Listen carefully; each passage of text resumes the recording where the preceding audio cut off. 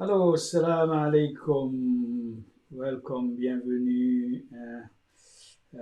Arhiba, sur Dawada. C'est donc c'est le Wak Dongolo ce soir.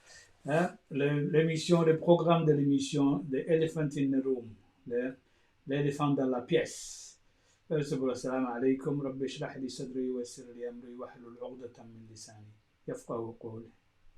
Asan yahdini rabbi li aqraba min hadha rashada. Ok, ce soir, comme je vous disais, Lubak Dongolo est là pour parler de l'éléphant dans le room, comment dirais-je, de l'éléphant in the room, l'éléphant dans la pièce.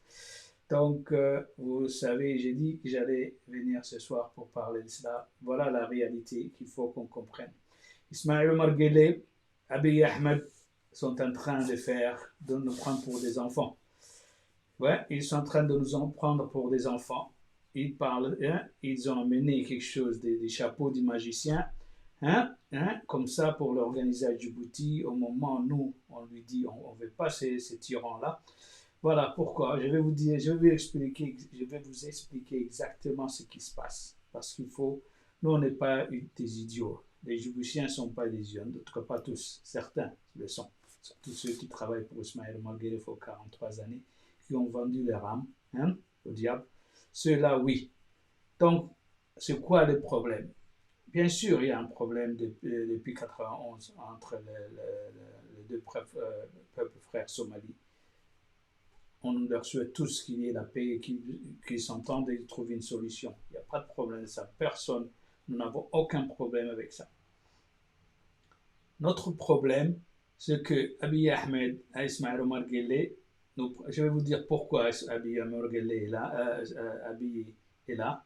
Donc, je vais vous expliquer exactement la situation géopolitique qui se passe à Djibouti, pourquoi il vient à la rescousse des tyrans Guelleh. Je vais vous dire, vous le savez probablement, mais juste un rappel et contextualiser la situation. Ok, ce qui se passe aujourd'hui avec Ismaël Omar Guelleh et cette conférence qui se joue à Djibouti, c'est pour nous faire oublier, pour jouer sur l'émotion, bien sûr, des peuples frères somalis, pour venir autour d'Ismaël Omar Guelleh. Rappelons,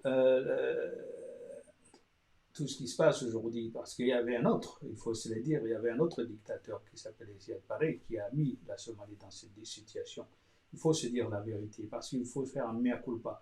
Aujourd'hui, même aux États-Unis et partout dans le monde, les Européens, les Blancs sont en train de faire un mea culpa, dire qu'ils ont commis des erreurs. Il ne peut pas y avoir de pardon, de justice et de construction sans se dire la vérité, reconnaître les horreurs du passé. Donc, Ismaël Marguerite, exactement, est le nouveau Ziad Barre. Il pense au pansomalisme, il pense qu'il va détruire les autres, il va. Donc, voilà, surtout sur son clan. C'est ça son plan maintenant. Donc, les problèmes que nous avons aujourd'hui, les Djiboutiens, il faut parler, la charité commence chez soi, comme on dit. On le sait tous, la charité commence par soi. Donc nous, les Djiboutiens, on doit se battre comme les Éthiopiens se sont battus, comme les Soudanais se sont battus. Abiy Ahmed qui est là aujourd'hui est là grâce à la révolution du peuple éthiopien. C'est pas quelque chose qu'il a mérité pour être là.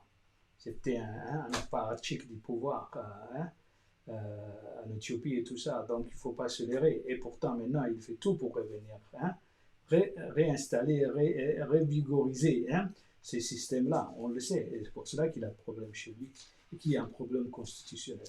Donc voilà, ils ont amené ceci à Djibouti maintenant, c'est juste pour étouffer cette révolution. Comment dirais-je, cette lutte pour la liberté, c'est pour étouffer cela. Donc pour jouer sur les émotions. Parce qu'il faut savoir, qu'on soit afar, somali, arabe, on veut tous la paix pour le peuple somalien. Qui est plus de 28 ans maintenant, comment dirais-je, dans une situation chaotique. On veut ça pour eux, pas de doute. Donc la question n'est pas aujourd'hui, est-ce que les Djiboutiens veulent la paix pour les Somaliens ou pas. D'ailleurs, c'est ça qu'il veut utiliser Ismaël Marguerite pour étouffer tout. D'ailleurs, vous avez vu ces tweets-là et tout ça, c'est un hypocrite. Donc, notre problème, comme l'émission est intitulée l'éléphant dans la pièce, the elephant in the room, comme on dit en anglais. Donc, l'éléphant dans la pièce, c'est quoi? C'est les Djiboutiens qui n'ont pas de liberté depuis 43 ans, comment dirais-je, la corruption, qui sont emprisonnés, n'ont pas le droit de la parole. Comment dirais-je, les gens qui sont torturés et tués en prison, Jabha, comme bien d'autres. Il y a eu bien d'autres. Il y a eu Yassine Yabe, il y avait, comment dirais-je, l'ancien ministre de l'Intérieur, aussi, l'ancien de la FLCS. Il y a eu bien d'autres. Il y a eu d'autres moins notoires, moins connus. Mais il y a eu pas mal de gens. Regardez, je crois aussi, de plusieurs personnes.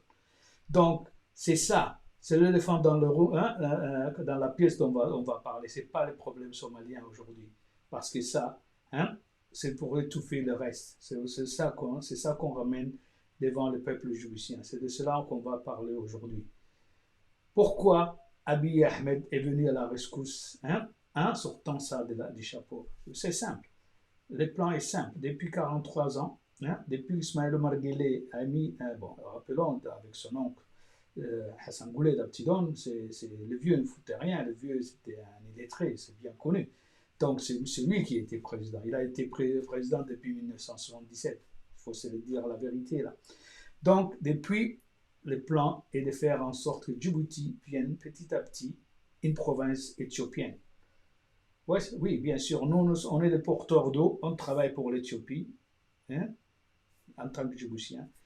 C'est pour cela qu'on a perdu notre souveraineté avec l'eau, l'électricité, la nourriture, bien sûr, avant ça.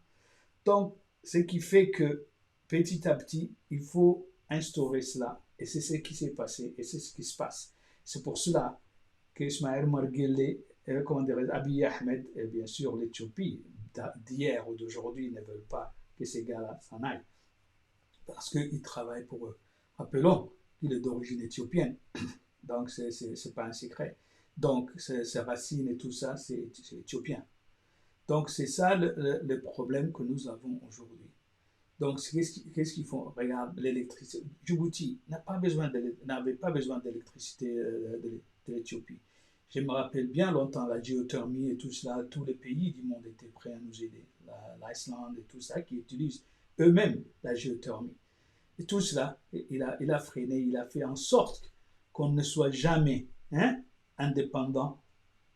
Parce que c'est ça, c'est parce que si on devenait indépendant, on avait une quelconque souveraineté, c'est un danger pour l'Éthiopie.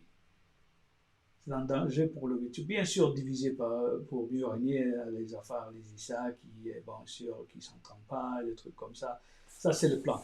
Aujourd'hui, ils sont en panique. C'est la panique générale. Donc, Ismaël Omar Guelleh doit savoir une chose. C'est la fin. Les Djiboutiens ne vous le veulent pas. Ni l'Éthiopie, ni la France, ni les autres pays ne pourront vous forcer sur nous. 43 années, la corruption, notre pays, les gens souffrent, la misère partout, l'oppression partout.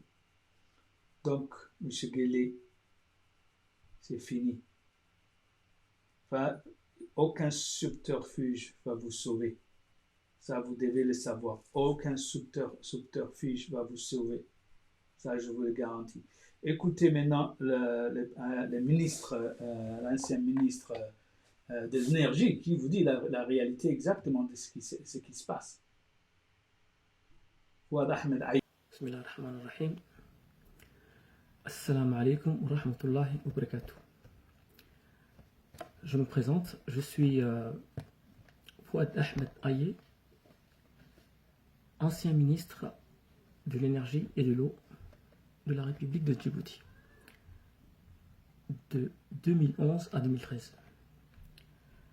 Je vais m'exprimer en langue française dans un premier temps, par respect pour mes compatriotes qui ne parlent pas ma langue maternelle.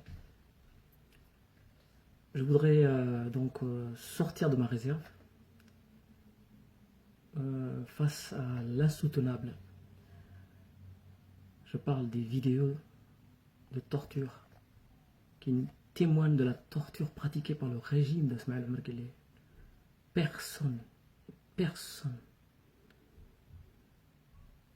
ne peut accepter, ne serait-ce que rien que la manifestation de cette vérité-là, personne ne pourra dire qu'on ne le savait pas. Tout le monde le sait maintenant. Il pratique la torture. Et contre qui? Contre nos compatriotes qui veulent un développement, qui veulent le bien-être social de leurs concitoyens, la prospérité de leur patrie. C'est inimaginable. Personne ne peut se taire. Je ne peux pas ne pas intervenir, c'est impossible. Je me dois de prendre la parole pour dire certaines vérités. J'ai travaillé avec Ismaël Omar Guelleh pendant 2 ans. J'ai travaillé avec lui, mais je n'ai pas travaillé pour lui. Je précise bien, j'ai travaillé pour le pays. Et je vous donnerai quelques exemples des réalisations que, heureusement, j'ai pu effectuer pendant mes 2 années au service du gouvernement.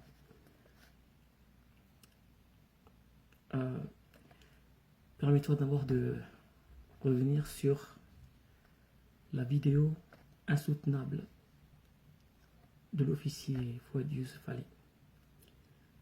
Monsieur Ismaël Omar Guelleh, ce jeune, il t'a rien fait. C'est pas ton ennemi.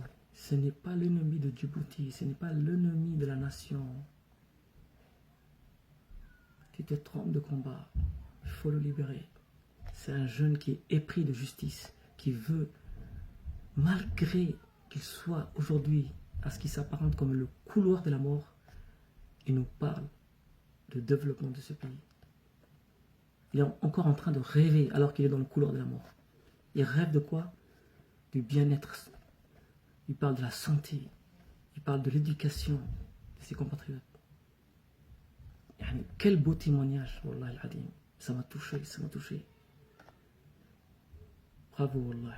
Il n'y a pas plus grand témoignage de la détermination d'un homme Et puis c'est un patriote.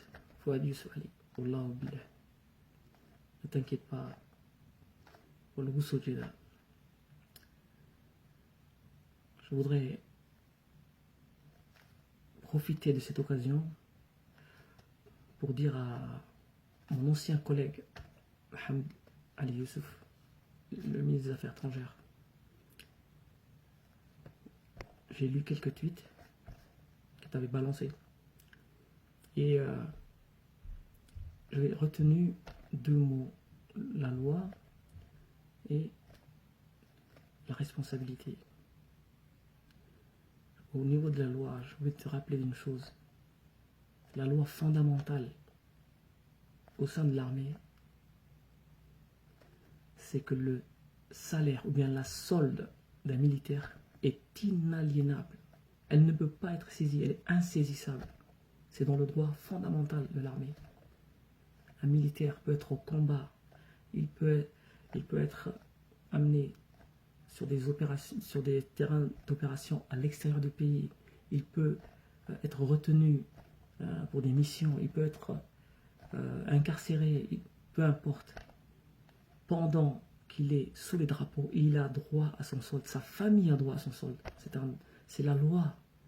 Les enfants de Fouad Youssouf Ali, ils ont le droit de percevoir la solde de leur papa. Son épouse a le droit de percevoir la solde de son mari. Hamid Rochet dit au président que c'est la loi. Il faut lui donner.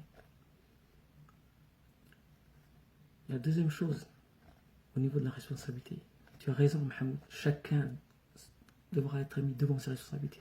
C'est important. Moi, face à ces images insoutenables et la preuve que la torture a lieu sous nos yeux, je n'ai pas pu dormir au live. Maintenant, je m'adresse aux membres du gouvernement. Il y a parmi eux certains de mes anciens collègues. Vous avez un devoir. C'est un devoir de réagir. Vous pouvez dire au président, il faut le libérer, monsieur le président. C'est inhumain. C'est pas quelqu'un qui a parlé d'Ismaël. Regardez bien, visionnez ces vidéos. Il n'a jamais parlé d'Ismaël. Vous imaginez? Il a parlé de justice, il a parlé de développement, de la décentralisation, de la santé, de l'éducation. Et vous le torturez. Non, c'est pas possible. C'est l'heure de la vérité. Non, on ne peut pas accepter ça. Tout le monde sera mis devant ses responsabilités. Voilà, c'est une vérité. Je demande aux membres du gouvernement de démissionner. Vous avez le droit de démissionner. Vous avez le droit à l'entière liberté de le faire. C'est votre responsabilité. Vous ne pouvez pas dire, à partir de maintenant, vous ne pouvez pas dire, on ne le savait pas. Vous le savez maintenant. Il y a la torture.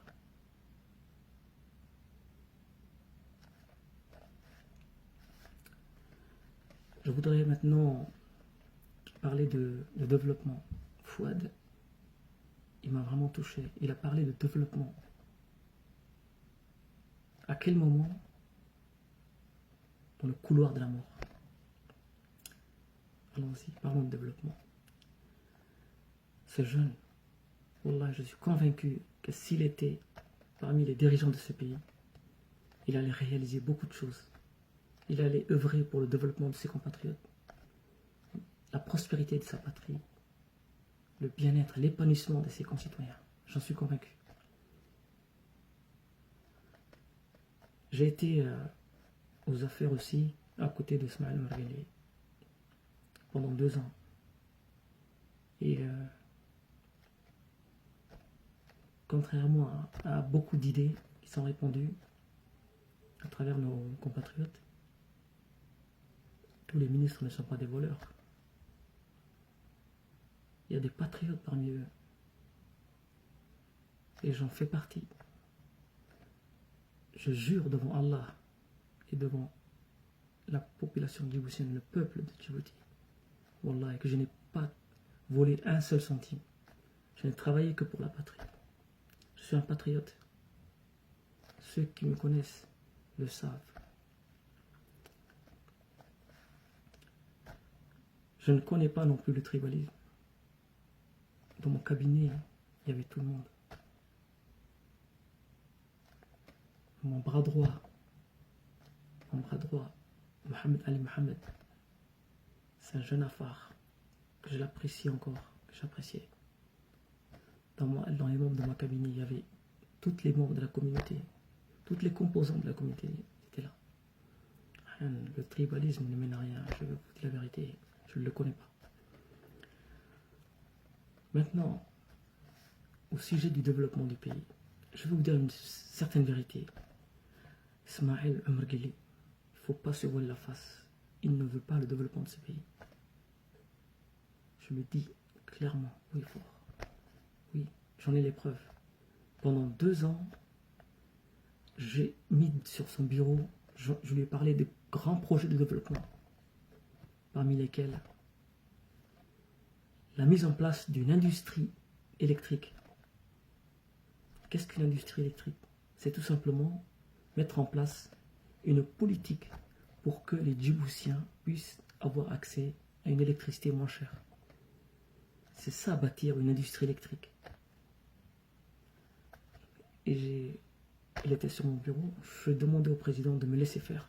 Je veux bâtir une industrie électrique pour que les Djiboutiens vivent mieux. Il n'a pas voulu. J'ai réalisé une seule chose pendant mes 2 ans.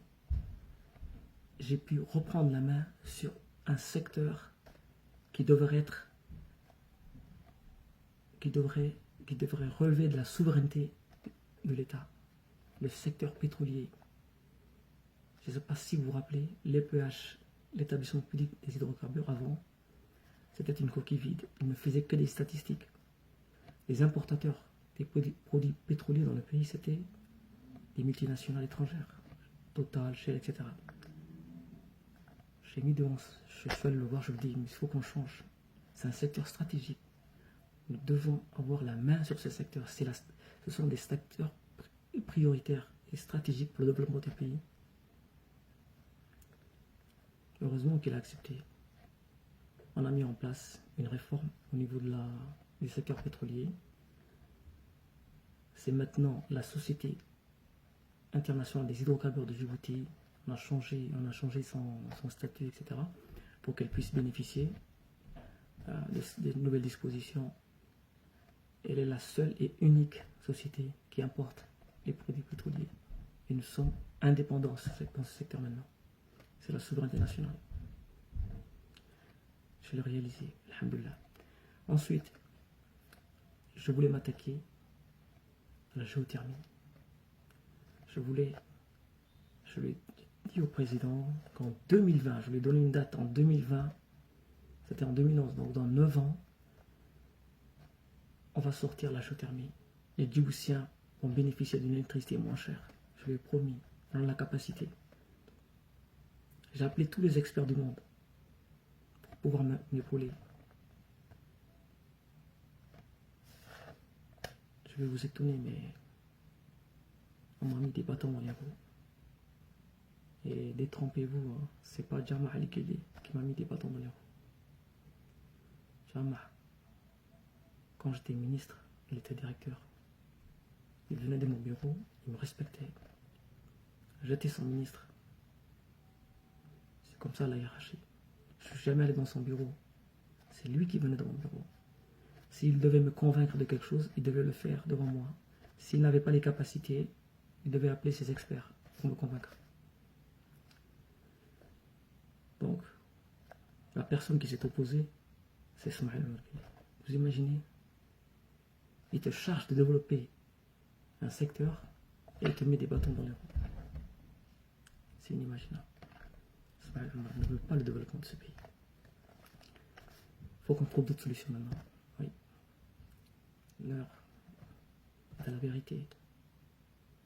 Ce n'est plus le moment de se cacher, de se voiler la face derrière des paravents, des faux fuyants, je ne sais quel subterfuge. Non, il faut dire la vérité maintenant. Au cas, le pays a besoin très rapidement qu'on le développe, qu'on mette la main dessus et qu'on redresse la barre, qu'on remette sur les rails du développement de ce pays, notre pays. Nous avons la capacité. Je vous garantis, Wallah, je connais beaucoup d'intellectuels dans ce pays. Si on le remettait dans les mains, si on remettait les commandes des grands secteurs, qu'on remettait la main, ou on confiait ces grands secteurs à certains intellectuels que je connais, des experts djiboutiens, nationaux, Wallah, on allait développer très rapidement le pays. On allait tous jouir d'une prospérité, yani, que les pays voisins allaient nous envier. Je vais par exemple prendre un exemple d'un exemple d'un intellectuel que je connais qui aurait pu réussir quelque chose. Je vais citer le cas de Dr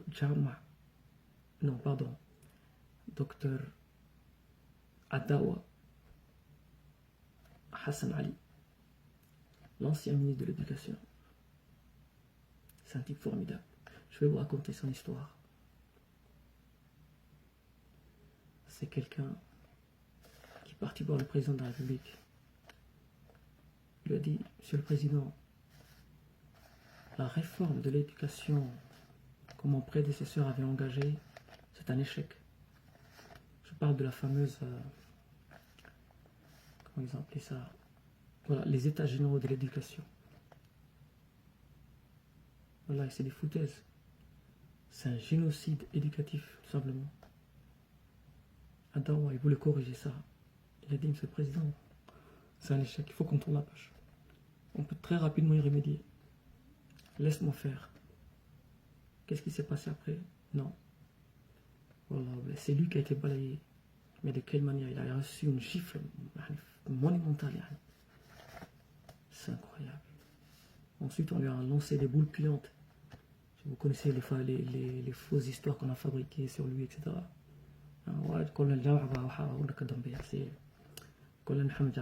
C'est sa spécialité, c'est lui qui écoute tout le monde, il service d'écoute là. Tous les fausses rumeurs, machin, c'est lui qui les fabrique. Il a toute une équipe pour ça. On le connaît. Donc, rien. Il faut que le pays change de main maintenant. Il faut que Ismaël puisse passer la main. Je ne sais pas de quelle manière, mais il faut très rapidement qu'il passe la main. On est capable de développer le pays. Les hommes sont là. Rien. Je vais dire certaines vérités.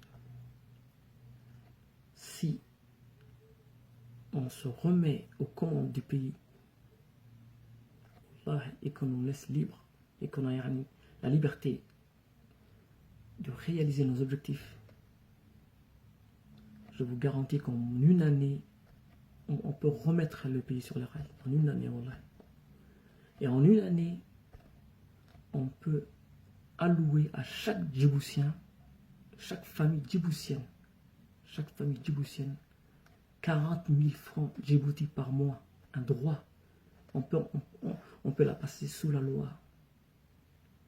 C'est un droit fondamental. Chaque famille djiboutienne bénéficiera de 40 000 francs Djibouti. C'est ça la base du développement. Il faut que chaque personne ait un minimum pour vivre. Et à partir de là, wallah al-adim, vous allez voir. Vous posez la question, d'où est-ce qu'on va ramener cet argent? Elle est sous nos yeux, l'argent. Je vais vous la dire où elle est. Est-ce que vous savez que chaque année, les bases militaires étrangères, elles payent une redevance ou bien un bail? Le montant, il est à peu près, grosso modo, à 300 millions de dollars chaque année quand je fais quand j'ajoute l'ensemble des différentes contributions, des différentes bases, ça fait à peu près 300 millions. Est-ce que vous savez que ces 300 millions, le Trésor national n'en voit pas la couleur? Le budget national, c'est hors budget, on ne sait pas où ça va. Si on utilisait ces 300 millions de dollars chaque année, on peut financer le programme social national avec ça. Chaque famille djiboutienne allait recevoir 40 000 francs Djibouti. C'est ça le développement, c'est la base du développement. Et ensuite on s'attaque aux autres problèmes. Et on sort le pays du sous-développement. La pauvreté, on la balaye, on la supprime en une seule année. Une seule année, il n'y aura pas de pauvreté. Cette pauvreté que vous subissez, elle est artificielle, elle est voulue, c'est délibéré. Il est temps, là, il est temps de procéder à un changement. Voilà. Vivement la Deuxième République. Et je reviens, je dirai certaines vérités dans des prochaines vidéos, d'autres vérités. Je reviens encore une fois, je réitère mon appel au président. Il faut le libérer, il faut. Beaucoup est-ce que c'est laisse-le. Il y a une justice, laisse la justice suivre son cours. Je vous remercie. Ok, ça vous avez vu et entendu Dr Fouad Ahmed Aye, qui était ministre de l'énergie et de l'eau sous les dictateurs Guelleh. Donc les plans éclairs. Rappelons qui est Guelleh. Guelleh est le cheval de Troie de l'Éthiopie. Donc parce que nous avons la géothermie, le soleil et tout cela. Donc il ne veut pas que notre pays se développe. Ce qu'il veut et cherche, bien sûr, de faire en sorte que Djibouti intègre et bien devienne une province de l'Éthiopie. C'est l'objectif. C'est pour cela qu'aujourd'hui, comment dirais-je, Colonel Abiy a fait en sorte de livrer, comment dirais-je, Fouad, lieutenant Fouad, Youssouf Ali, qui est aujourd'hui, vous avez vu le traitement qu'il a eu. Bien sûr, monsieur le colonel Abiy connaît le Joël Ogaden, nous avons le Joël Issa Batal ici à Djibouti. Donc, exactement, c'est ce qui se passe. Donc, l'objectif est clair pour nous, les Djiboutiens. Aujourd'hui, c'est le programme, l'expression, l'éléphant dans la pièce, the elephant in the room veut dire que les problèmes somaliens ne vont pas être une ombre pour nos problèmes. Donc, on va remettre cela sur la table. C'est exactement ça, parce que c'est à nous, Djiboutiens, de décider. Éthiopie ou ailleurs, ou n'importe quel pays aussi grand du monde ou de l'univers peuvent-ils être, ne peuvent pas nous dicter, ne peuvent pas nous dire qu'on ne peut pas être libre, on ne peut pas avoir la liberté d'expression, la liberté de penser, la liberté de choisir qui on veut, tout cela. Donc ça, personne ne peut nous l'imposer. C'est à nous de décider, de dire à chaque pays, à M. Abiy Ahmed, qui est le colonel Abiy Ahmed, bien sûr, c'est un tyran. Ça c'est connu maintenant, c'est même les Éthiopiens le disent eux-mêmes, mais non, il n'y a pas que nous.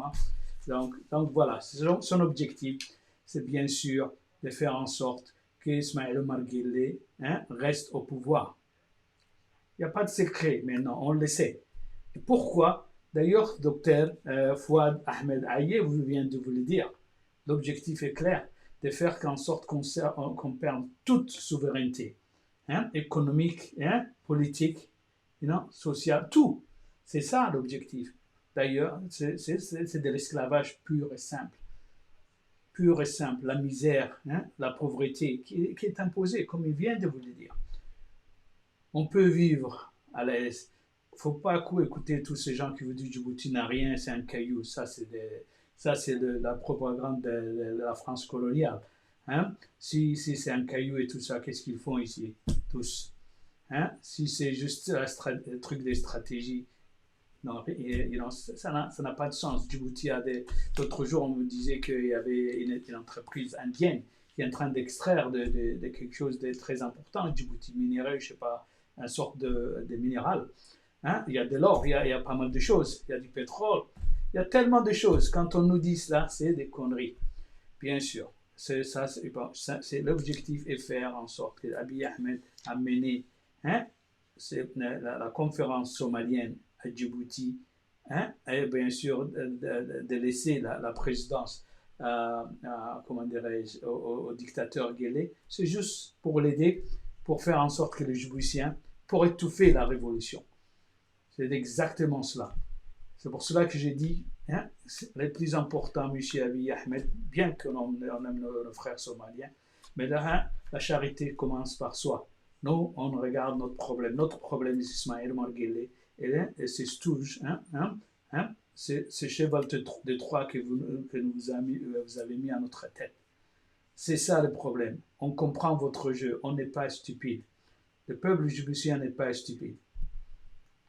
Ça, il faut que vous le sachiez. On connaît exactement le jeu de ce qui se passe. C'est ça ce qui s'est passé depuis 43 années. Et c'est pour ça que vous paniquez aujourd'hui. Vous avez fait en sorte. Parce que vous aimez les lamplights, comme on dit, les projecteurs. Vous-même, monsieur colonel habillé. Donc, vous aimez avoir tous les tambours pour vous-même. Donc, si vous l'avez fait ça, c'est pour cela exactement, pour sauver Ismaël Omar Guelleh. Mais on vous dit, vous ne pouvez pas nous imposer un tyran. C'est à nous, le peuple djiboutien, de décider. On a décidé. Il doit partir. Il va partir par n'importe quel moyen. Par n'importe quel moyen. Il va sortir d'ici.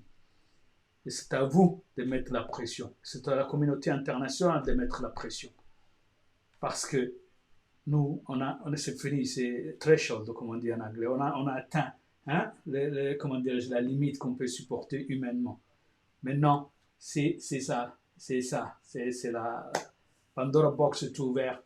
On vient de laisser dehors l'espoir pour faire, comment dirais-je, pour effacer, détruire tous les maux, all evils, to destroy all evils. Pandora Box is open. We have opened it. Hopes, who was trapped inside, is out. Is out. So we're gonna just destroy all these injustices put upon us with your complicities. Yes, international committee, whoever you are, you're all complicit. And that's what it's all about. Today, we cannot keep this guy one day. The issue, charity starts at home. La charité commence chez soi. La charité commence chez soi. Et c'est pour cela que nous, on veut d'abord, bien qu'on veut la paix pour le peuple somalien, nous, on veut la paix chez nous. On veut que un tyran parte. Parce que qu'est-ce qui a ramené le problème somalien? C'est une dictature. C'est la dictature d'ici il y a quelques temps de cela. Il faut se dire la vérité. Donc vous nous dites maintenant que nous, on peut avoir, pour que nous, on soit la Somalie de demain. C'est ça que vous voulez? Donc, 5 mandats. Pas possible. 4 mandats il a fait. Il est allé parmi tous les présidents. Je crois Clinton. Après Clinton, c'était qui? C'est Bush. Je crois. Le deuxième Bush, je crois. Il y a eu, comment dirais-je, Obama. Il y a eu Trump. C'est ça. Et même les deux Somalies, la Somaliland et Somalie, ils ont eu 5 ou 6 présidents depuis. Donc, finish, c'est la fin. Il y a le peuple djiboutien en a marre. Vous ne pouvez pas nous étouffer, vous ne pouvez pas nous imposer. On donne un ultimatum à l'Éthiopie d'Abiy Ahmed. Hands off of Djibouti. Ce n'est pas votre problème. Si vous voulez devenir complice sur ce qui se passe, parce que vous avez sali la réputation des prix Nobel de la paix. Vous êtes sur les schémas de Aung San Suu Kyi. Comme elle, vous allez être déshonoré pour faire ce que vous avez fait. Vous avez vu la situation des Swal, Monsieur Abiy Ahmed, je sais que vous êtes là. Laissez-moi vous faire montrer c'est la situation dans laquelle l'homme que vous avez délivré, pour lequel hein, vous avez refusé l'asile hein, légendaire de l'Éthiopie, parce que l'empereur Ngozi, hein, quand l'islam, hein, les compagnons du prophète Mohammed sont venus en Éthiopie, il leur a donné l'asile. Et l'Éthiopie, à part bien sûr avec le régime voyou du TPLF, hein, ils ont toujours respecté cet asile. Faisons vous écouter. Regardez, M. Abiy Ahmed, la situation hein, des Fouad. Bismillah ar-Rahman ar-Rahim. Assalamu alaikum wa rahmatullahi wa barakatuh. Je me présente, je suis Fouad Ahmed Aye.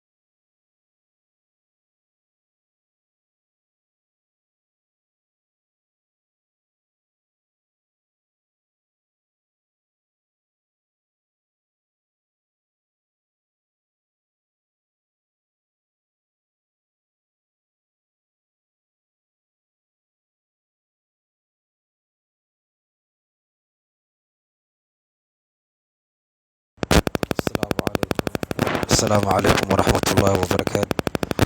waa aniga oo labaalihii Fuwaad Yuusuf Cali waxa aan horta jeclaystay inaan ma aragtay idin duubo meesha aan seexdo. waa suuliga baan garab seexda habeen iyo dharaar salaada ku tukada. caagadaha biyaha darkiisiin baa la ii soo dhuraa oo daaqad shabaga la iga soo dhiibaa. suuliga darkiisiin waxaa ka soo baxa kaneeco maxay ahaydeen baranbaro darxi jirinqaa daqsi baa dharaar oo dhan ku haysanaya. wallaahi waa nolol adag oo qof bini aadana loogu talagelin inuu ku noolaado. xuquuqda bini'aadamnimada aynan dhigayn. caagadaa baan ku daboolay si aan ma aragteen xawayaankan ka soo baxaya aan iskaga qabto. inkastoo ay haddana hareeraha ka soo baxaan laakiinse alxamdulilah way dhaaftaa. maanta ay bisha tahay 2 waxaan marayaa 2 bilood baan maanta ay ku dhowdahay intaan anuu maxbuus ahayn.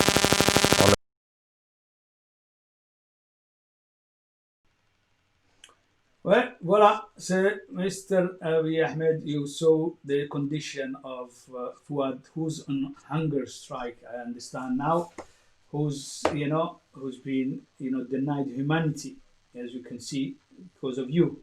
You handed him, yeah, to who's tertiary, yeah. That's what happened, and that's what it is. That's you have that on your conscience, and anything happened to him, he's on hunger strike now. Is in prison. That's our problem. It's not the problem with the Somali peace things. We have our own problems. Even though we want peace for Somalia, but you've used this just to save the skin of Ismail Margele, and we cannot accept that. The reason why you do that, sir, because Ismail Margele worked for your country for years and years and years. His objective is to make sure that we lose every sovereignty, economical, political, all this thing, and we become a slave to your country. And that's exactly what you're afraid of. You don't want us to have our own energy policy. You don't want us to have our own economical things. All these things to destroy. Today, even water comes from your country. That's exactly the objective, to destroy Djiboutian sovereignty. And we cannot accept that. A few minutes ago, a former Minister of Energy and Water, Fuad Ahmed Aye, Dr. Fuad Ahmed Aye, spoke about that situation. That's exactly the situation. And we know we're not like we don't know what's going on. We are alert and we know exactly your objective. You organize this conference in Djibouti just to save his skin of Ismail Ergele. You can't save his skin. Actually, the Ethiopian people who brought you to power, actually, And in Sudan, we want peace and we want be free of tyranny who's in leading Djibouti for 43 years. I want to say leading, but obviously mismanaging Djibouti for 43 years. That's it. We reached the threshold. We want him out. He will go. How he go depend on you, international community, who's been giving him money, supporting him. And if you want that country, because we are determined to oust him by any means possible. You've seen what he's done to Vietnam Fuad, the condition, inhumane condition. So now we have every single right by any means to get him out. And we will, God willing. So now it's no time to waste time. Just tell him to get out before that country, and your interest is in bad situation. Nobody wants that. Nobody want to burn his own house, his own home. So that's the situation we are in now today. There's no way this man will stay 1 more month. So the situation is clear. He's a pariah internationally. And then I know Djibouti is running, Ismail Omar Guelleh's Djibouti is running for, national, United, Nation, Security Council position against Kenya. I support Kenya because I cannot have a regime abject as this one. Even being Djiboutian, I love my country, but I don't identify myself with this man who destroyed the reputation of Djibouti everywhere. We're a laughing stock. We're a laughing stock. We only know to extend our hands, and asking for money. That's the thing. Mendicity. That's what we do. That's how we destroy this country who have a lot of potential by just enriching himself and his family. And the people we saw the COVID-19. People were dying, of hunger and of thirst. And that's where we are today. So humanity, if humanity exists, we have the same right today. And like everybody else. So we don't want Ismail Omar Guelleh. Ismail Omar Guelleh will not stay with us, even 1 month. Nobody wants him. So you cannot decide for us anymore. You cannot decide for us anymore. So Abiy Ahmed and all the international communities or things like that, there is only one thing you can do. Ask him to go, because the people don't want him. Before there is a bloodshed, yes, we will go out and this tyrant will try to stay in power, like TPLF did, like Omar Bashir did in Sudan. And then you will have it in your hand, because remember, you are all in Djibouti. There is not one nation who's not in Djibouti. International community, big nation, you're all there.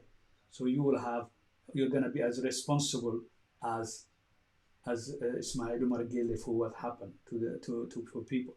Because you paying him, you support him, you put him, you keep him in this place. It's you know that, and we know it, and then history will tell. Because you will have your hands, bloody at hand. You're going to have a bloody hands, because you will be responsible. Like Colonel Abiy Ahmed, we don't call him a doctor. Colonel Abiy Ahmed is responsible for what happened to Fuad. Fuad is now in hunger strike. What about Deqa, the military lady who just having to leave the army, who quit the army in solidarity, in solidarity with Fuad. She's in prison, and they took her children. Yes, they took her children. That's where is human rights? I am calling on all women, loving, and women rights internationally. You'll have to look into this. A woman, because she resigned, they took her children. What does it has to do with that thing? They took her children from her to put the pressure on her. Where is the international law? Where is the humanity? Taking from a mother their own children just because she said she's against injustice. That's not child neglect. That's, speaking out for their rights. That's exactly what happened. So she's in prison now. She was kidnapped about 3 days on Thursday, I believe, night evening of Wednesday and Thursday. She was kidnapped. Nobody knows where she is, and her children were taken from her as well. Just that to put, this is the man you're supporting. This is the man morally, a criminal, and you're complicit, all of you, all the international community, without exception. Either you're from your west, you're on the east, and wherever. You're all complicit with what's happening. You've seen the condition of, Fuad, Lieutenant Fuad. All the newspaper of the world talked about it. Even Tigray Online, mentioned it. Good on them, So that's the issue. So this is what will happen today. Is the elephant in the room. So the cause of Djiboutian people will not be an elephant in the room when you're having the conference on Somali things. So that's what exactly the title of the program is. So clearly, by bringing this conference to Djibouti and let Ismail Omar Guelleh preside it, because normally Abiy Ahmed loved the limelight. He would not let it because obviously he want Djiboutian people to be slave. He wanted this guy who say yes man and he sell Djiboutian interest and sovereignty to stay there forever, or someone else who will carry on the same thing, will replace him. That will not happen. That will not happen. We want our sovereignty. We want to have control of our water. We want our water back. We want our electricity back. We have, geothermal. We have, what you call solar. We have wind. We have everything, to produce our own electricity. So we don't need anybody. And that's the things we want. That's exactly what the former minister of, energy and water was talking about. He was told not to do that because the objective is clear. Is to make sure we depend on Ethiopia for everything. We are the water carrier, so that we'll stay forever, slave and water carrier for Ethiopia. And we'll lose our sovereignty. And then eventually we become a province, a region of Ethiopia officially. And that's exactly the objective. Slowly, break down every sovereignty, economical, social, political, and then that's it, then obviously what's left is just to be, part of Ethiopia, and then that's exactly the objective. So we cannot let you, Abiy Ahmed or international community, to let this guy stay in power. The people don't want him. The Djiboutian people don't want him. The message is clear. The message is clear. Nobody wants the bloodshed. Nobody. And that's what will happen. Because he cannot stay there against the will of the people. Democracy. What happened to democracy are you telling us about? It's not available to us. It's not available to us to say to a man we don't want him, especially with a tyrant, corrupt mismanagement of people, not seeing anything worse, everything worsening up. So that's the thing. That's the situation. That's the situation. The elephant in the room will not happen tonight or tomorrow or after tomorrow. Djiboutian, charity start at home. Djiboutian will look after their own interest. They want to get rid of the dictator Ismail Omar Guelleh. He preside or thing like that doesn't help us at all. So that's the situation, and I'm telling you clearly, that's the situation. As you know, Fuad is still in prison. Colonel Abiy still in prison. You're in Djibouti now, aren't you? That's where he is. Have you seen his condition? Do you have any conscience? Colonel Abiy, have you seen what's going on? Deqa, a military who has to leave the army to support him. They took her children. They kidnapped her. They took her children from her. What does this has to do with? Huh? Supporting them. It's nothing to do with the situation. So why? That's how this is kind of criminal dictator we have in power for 43 years. Yes, he's been there for 43 years. His uncle, Hassan Goulet, was just a stooge there. He couldn't do anything. Hassan Ismail Ugargele is the one who was running the country since 1977. That's our situation, So I'm asking anybody, if anybody wants, don't be scared. N'ayez pas peur, il y a mon téléphone ici, appelez si vous voulez participer, appelez, appelez le numéro de téléphone, je vous laisse m'appeler. Donc il faut discuter parce qu'aujourd'hui, c'est la seule plateforme où on va parler des vrais problèmes. Des vrais problèmes parce que on nous fait croire que Ismaël Omar Guelleh est le messie pour faire la paix entre les peuples somalis. C'est bien le contraire. Il n'a jamais eu intérêt à ce qu'il y ait la paix entre les peuples somalis. Les Somaliens le savent. Président Farmajo le sait. Moussa Bihi le sait. Bien sûr, ils le savent. C'est plutôt l'ennemi de l'unité somalienne, Ismaël Omar Guelleh. C'est l'ennemi de l'unité somalienne. Tout le monde le sait. Et aujourd'hui, maintenant, il fait faire croire, pour sauver sa peau, qu'il est celui qui, le médiateur et le faiseur de paix. Non, ça c'est pas ça. C'est pas ça qui va sauver. Les Djiboutiens ont décidé. Les Djiboutiens n'aiment pas ce monsieur. Ils veulent se débarrasser d'Ismaël Omar Guelleh. Donc, si le peuple n'en veut pas de lui, s'il ne représente pas le peuple, qui est-ce qu'il représente? C'est ça la question. C'est ça la vraie question. Donc, il faut se dire la vérité, mes chers amis. The elephant in the room, l'éléphant dans la pièce, dont on ne parle pas ou qu'on veut étouffer, c'est le problème des Djiboutiens, la misère, l'oppression, la torture, la pauvreté, la soif, la chaleur, tout ça, c'est ça l'éléphant dans le room, c'est de ça qu'on doit parler parce qu'il ne faut pas que la conférence intersomalienne nous fasse de l'ombre. C'est exactement le but. Donc c'est pour cela qu'il faut qu'on occupe le devant.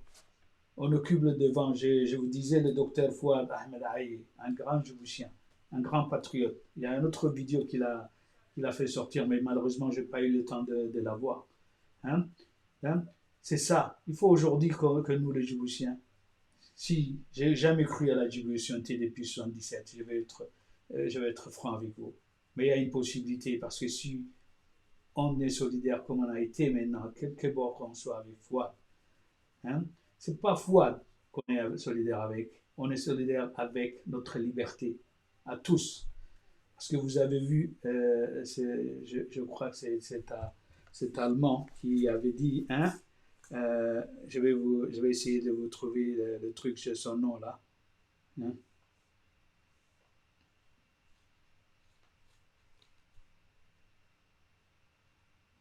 Je vais essayer de vous trouver.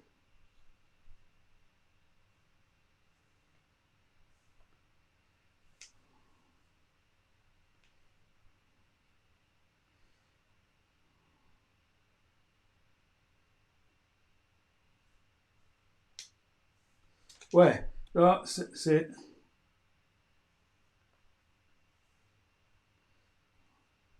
Ouais, c'est ça, le truc qui avait dit, c'était quand il était jeune, il était un supporter de Hitler. Et finalement, il a fini par être lui-même une victime d'Hitler. C'est ça. Ouais, quand ils sont venus chercher,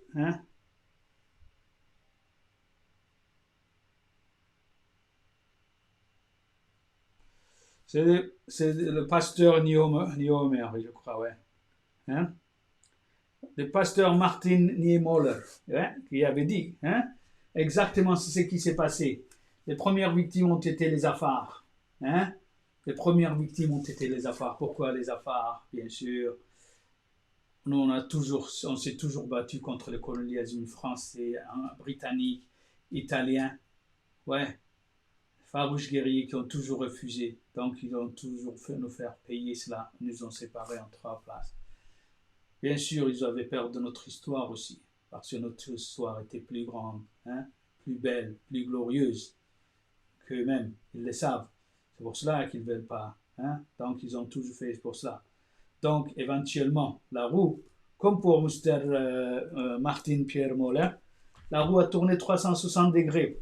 Il était insupportable d'Hitler en 1933 et en 1945, on l'a repêché des camps de concentration de Dachau. C'est exactement ce qui se passe pour les autres Djiboutiens. Les Afars ont été les premières victimes. Ils étaient les communistes, hein, les juifs. Hein, à ce niveau-là, les Afars, les premières victimes, hein, de ces régimes de 43 années. Et éventuellement, la roue a tourné à 360 degrés. Hein, et maintenant, c'est Fouad et les autres Djiboutiens qui sont là. Mais on ne peut pas pour autant dire, hein, nous, on ne va pas être solidaires aujourd'hui. Parce que hein, la seule façon pour que ça ne se répercute pas sur quelqu'un d'autre, une autre communauté, c'est faire, hein, et il faut dire, être solidaire une fois pour toutes. Essayer de trouver une réconciliation. Il y a une possibilité dans ce pays, énorme. Mais pour cela, il faut comment dirais-je, qu'on se débarrasse des chevals de 3 d'autres pays. Ouais, c'est ça. Il faut qu'on retrouve notre souveraineté. Il faut qu'on retrouve comment dirais-je, notre eau, hein, le contrôle de notre eau, de notre électricité, hein, de notre nourriture, et de traiter des pieds d'égal à égal avec l'Éthiopie.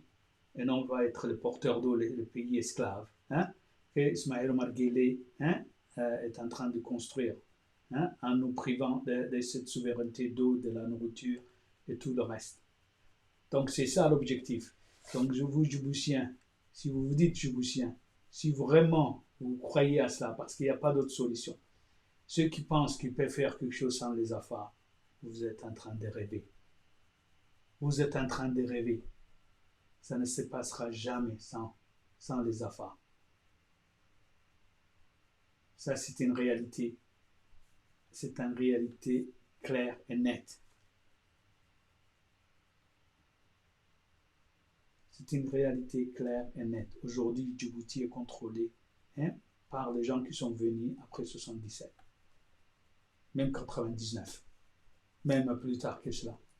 Ce sont ces gens-là aujourd'hui qui contrôlent notre pays. Exactement. Illégalement. Donc c'est ça la situation aujourd'hui. Il faut se dire la vérité. Si on veut se débarrasser de Ismaël Omar Guelleh, hein, vous ne pouvez pas le faire sans les Afars. Aujourd'hui, aux États-Unis, hein, partout dans le monde, quand on reconnaît leur erreur, on se met à genoux. Aujourd'hui, des grandes personnalités, l'autre jour, Joe Biden, vous avez vu l'ancien vice-président et les candidats à l'élection qui s'est mis à genoux. Aujourd'hui, même les gens qui critiquaient les gens de NBA, qui quand ils se mettaient à genoux, aujourd'hui, ils disent qu'ils avaient raison. Pourquoi pas nous? Pourquoi pas nous, Djiboutiens? Donc, c'est ça la situation. Aujourd'hui, Ismaël Omar Guelleh ne peut pas rester au pouvoir. Ni aucune personne qui a été de près ou de loin associée avec les RPP et les régimes corrompus. Parce que ces gens-là sont corrompus. Ils devraient être déchus de leurs droits civiques parce que mis en prison, bien sûr, poursuivis. Pour avoir volé les biens du peuple et de l'État. Donc c'est ça la situation. Donc soyons clairs aujourd'hui, si on est clair aujourd'hui, c'est la situation dans laquelle on est. Donc la situation sa tonna afare yobia sini kala afare sini warsa asaku nel digrana ya kaleni habiya hamadi قبوتك تعدوي هني عفرك عدوي هني تارجين فنتا اسمع المرجل لي الصومالي تفينا كهبا هني قرسيم هنا أنو مو هنكيه أويا محقر حو سولو كيدو يتني بايسانا كيه باهين وبعدين أنو مشكلات منو صومالي تو بكتا تامعيمي مشكلات منو وقف معيمي لكن نحاق إذا نهارتا نحاق إذا كهتني من أنو اللي بروبليم منو أنو ممانين لبها أساكو صوماليا دتن حد أن هي أنو ديكتاتير كنت تيتو سوغي مكسر حدت كهتني أحد تسوقك من النور نسوقه من إنكي جدوه بحس هي سوقون مكاد كهتارجنينا هاي تو حاجة تاني تو دربت الحيوان فردينتا عفر ملهتو متكا عفر تو تارجيني فردينتا سيم ملهتو متكا وهو سن يارجيني فانتا كين كتو هارجوا مري وهو درب سن اللي حين يارجيني فردينتا أساكو جبوتي دبوكو هاي تو أساكو لينك ليش اسماعيل مرجل لحبشك هاي تمكلي جبوتي تيريني كه جبو باكي حبشت تيريني كه جبوتي ليه محاه بايسين تكلم اسماعيل مرجل حبشتني كهرب الإلكتريسية محانا يرم سيني تحلتا ما روح محاه مرا كين تنام وهنكي هاي سوفرنتي إيكونوميك كيتي على واي تانكي ويسا قدري هاي ثانيه جوبا طلعت هاي ويسا قدرت كهرة تمتا با دولة ما دولة ورثت مدود يسوع منستري يا بكسو دكتور بيني دكتور فؤاد أحمد عيل إنرجي كي ليه أب تياسو وزير السوق والله أنا نين دود نين هبا ستون دود كاكي هو عدي تاما كاديريني مالي كاكي وهين كي كهبا ما هاي بقول إثيوبيا قوتنا في لسان فران تو تيان تو جيتيان إريتريا كادو حاجة تنقوه إذا كمان نمكي كاكا تسودين وو تو حاجة تنعفري تو كي تو نلتن حاجة تو تارجيني فدينتا أبي أحمد عفرك عدو يعني حبشل عفر توكها أبي وا برام منستر يعني توكها أبي وما تو موياتلي تو تارجيني فدينتا تو كي حاجة قفته تو تارجين فدينتا تو سيني ورساما يوك نحكس التونو وينكي تارجين يتحدو كارحمانتو تو كتنا نتساكو تانو مو نينيكال نم فدينتا تانو من كدلم فدينتا أنو ماكل غحمدو دا راعو مدودا أساكو كبوتي الشعبي دادا لانو فنا وهو كريم ما فنا تو كاتو يارجين فندتا جبوتي الشعبي دولتا أبا كادو ربيبيكي جبوتي دولة تحت إسماعيل مرة تامتي المري أبينو الجحمدودا أبينو الجحمدودا بيكوز شرعي كان بريلي قرعينو يبيني أماني يبيني ما يجمدودا تونا حمرنا الباهمدودا وهم قلنا جوز فنا ما أساكو أمو بردا أفنا سوفرنتي فنا نني من جبهة حسنا جبوتي الشعبي كنا إثيوبيا تنيكا هريني متن نني لي حسيتنا ليه أساكو يوبوكي كي مانغو هيتاتي سادا بكارة كهرب تنغو ليه لوك أساكو روب ما شاء الله مانغو هيتاتي ردا توما اللو أكسبني روب مانغو وليك بكارة نملو هنكي كهوانا ما جبهة بانا عفر كادو بارو كوكسانا كي إسايا وافق باهي إثيوبيا باهي إسمرا كيلو اللي هانكي عفر بارو الهانكي بس عادي سبيح كان هاي مدودة عفر بارو كان هانفلنت يسوع مساكو حيوك يا باكسو جمري برا يا باكسو تيتيك مارك ميجا عوام ما إسماعيل مرجيل لي كيتي هاي نعوسني توكي وفي عفر نعوسني توكي وفي إسماعيل مرجيل لما حكوا بيكون وما نقول باهي ما هي عقاري سيني حكي ردي كيسي سيني ميجا توكي سيني كمارا أنا حيجنمو كادو بس حيجنمو كورا عنقارنمو فركي هنم كنيانو بارون نم كنيو إسماعيل عمر قال لهنا عسوي ما يلي ما هتيا يحكم يال شهادتي يحكم وي مكة أي وي مكة أو يستري أدويات يوها مرا جبوتي بي يحتيا يوها كيدو حاج مجا عليها مرا كاسين ورثة amati kala way hay tiki tasaku au ka yo hayalo ti ayo rubte muble asa kala way hay tiki amati ayo rubte Djibouti peita sani kota tedreyo mare hori to marge man more tama mayu ani yidana nare kal je te donne une demi-heure kal tama kala way hay tiki amati ayo rubte yalla kota tedreyo targen fadenta mare hori to ko karhem maana to yo mataf anu gersi marat tedre yo mare le marahin كلمتي أي يوم بهن إسماعيل مرجع الربا دولة نربا إسماعيل مرجع له كي دولة توها مكان والله العظيم ربا دولة كان أنو بي جيبوتي بي كيتي يوكل يوم روبن فيسبوك استارجي متهلتا تابله je te donne une demi-heure parce que sinak sani ko hamatiyo ko harseyo ano targe attack sada tabuad ko ma haysa bido gowad kenik tamarge duma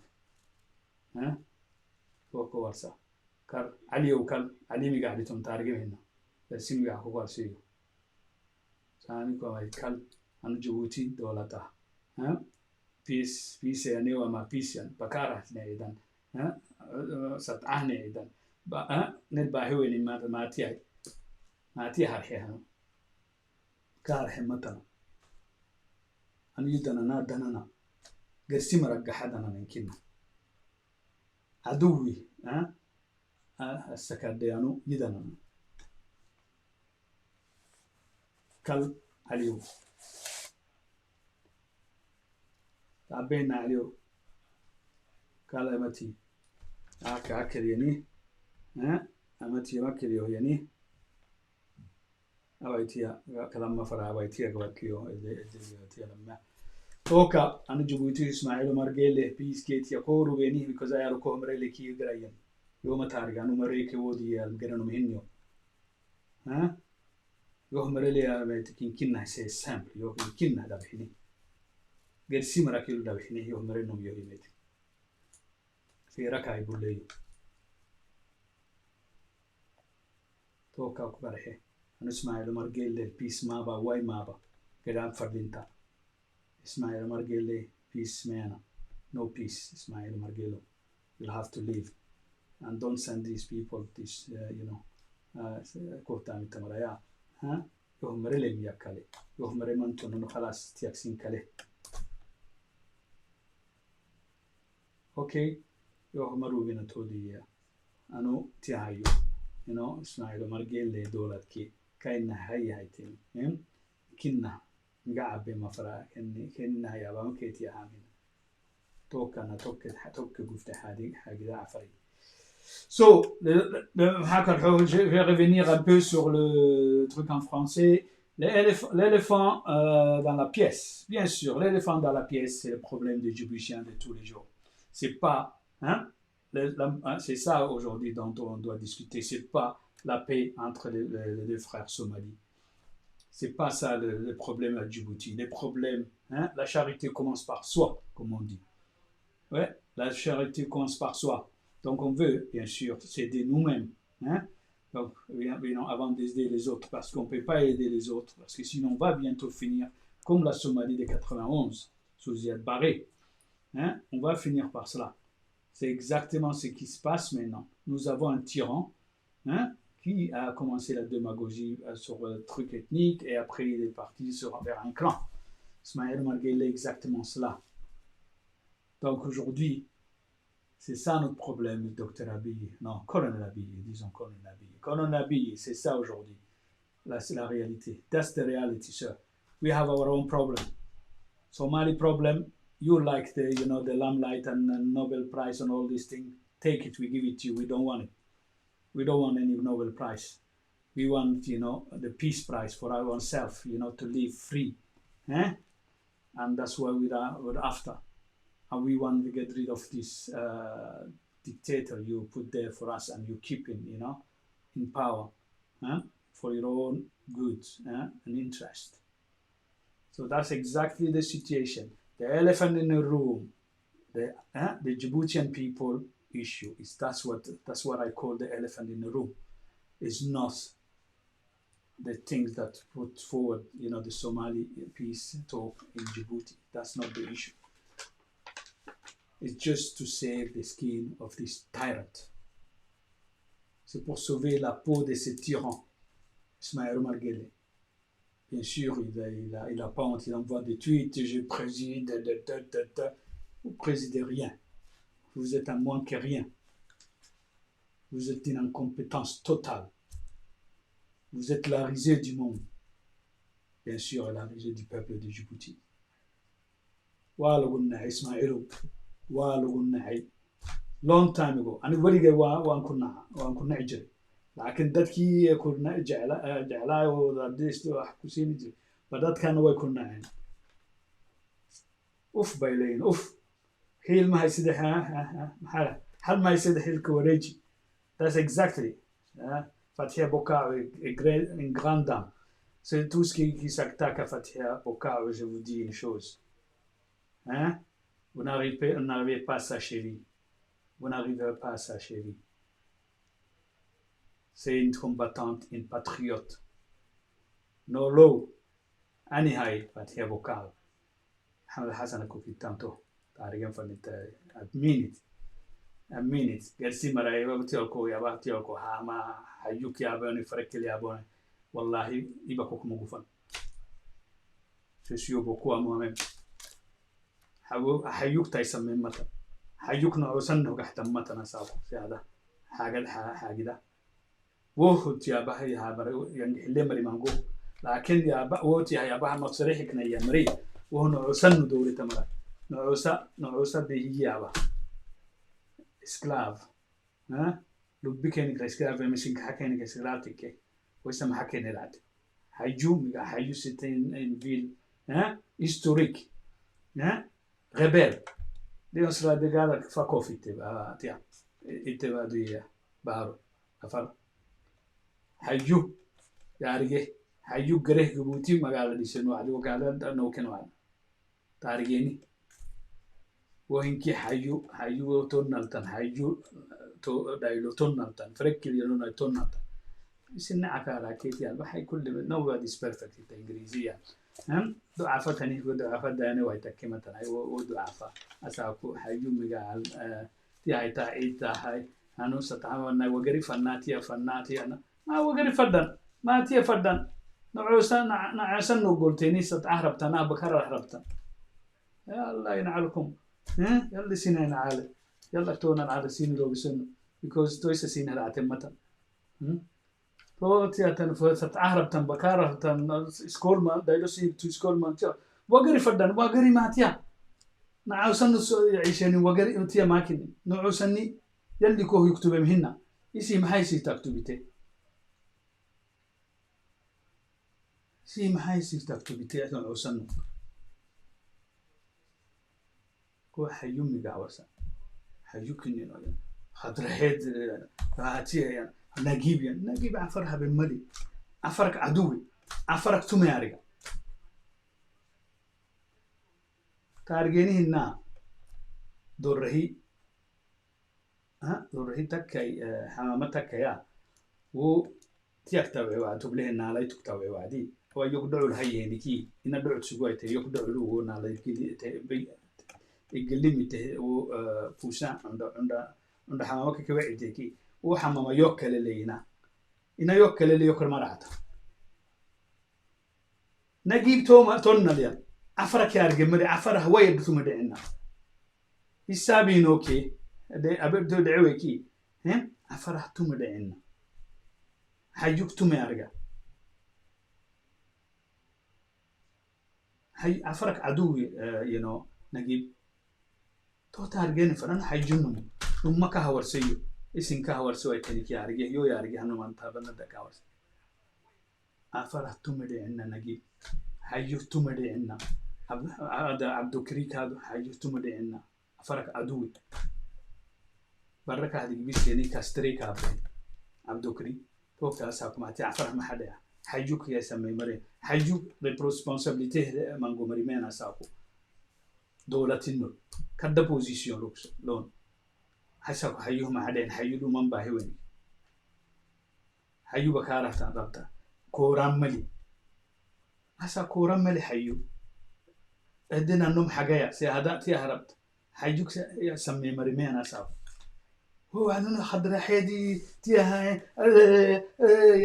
يا مريا أقبية ما تيدي يا بانا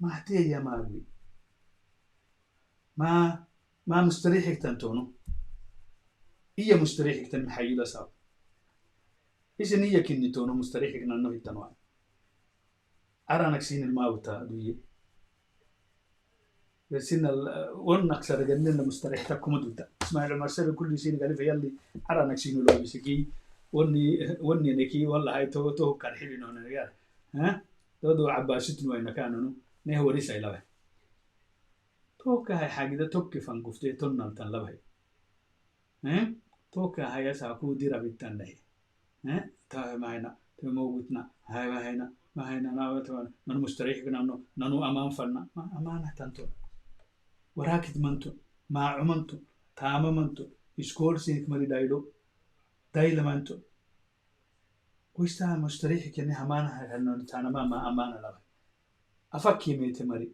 أساكو كل وكل دايلو إيروبا كونال في تابنال في ألسكا كيحين إسكولات كي تعليم كدو يهانك إسين بكار هربتن دقمين منتو دايلا منتو ورسا هاي ما هاني ورسانا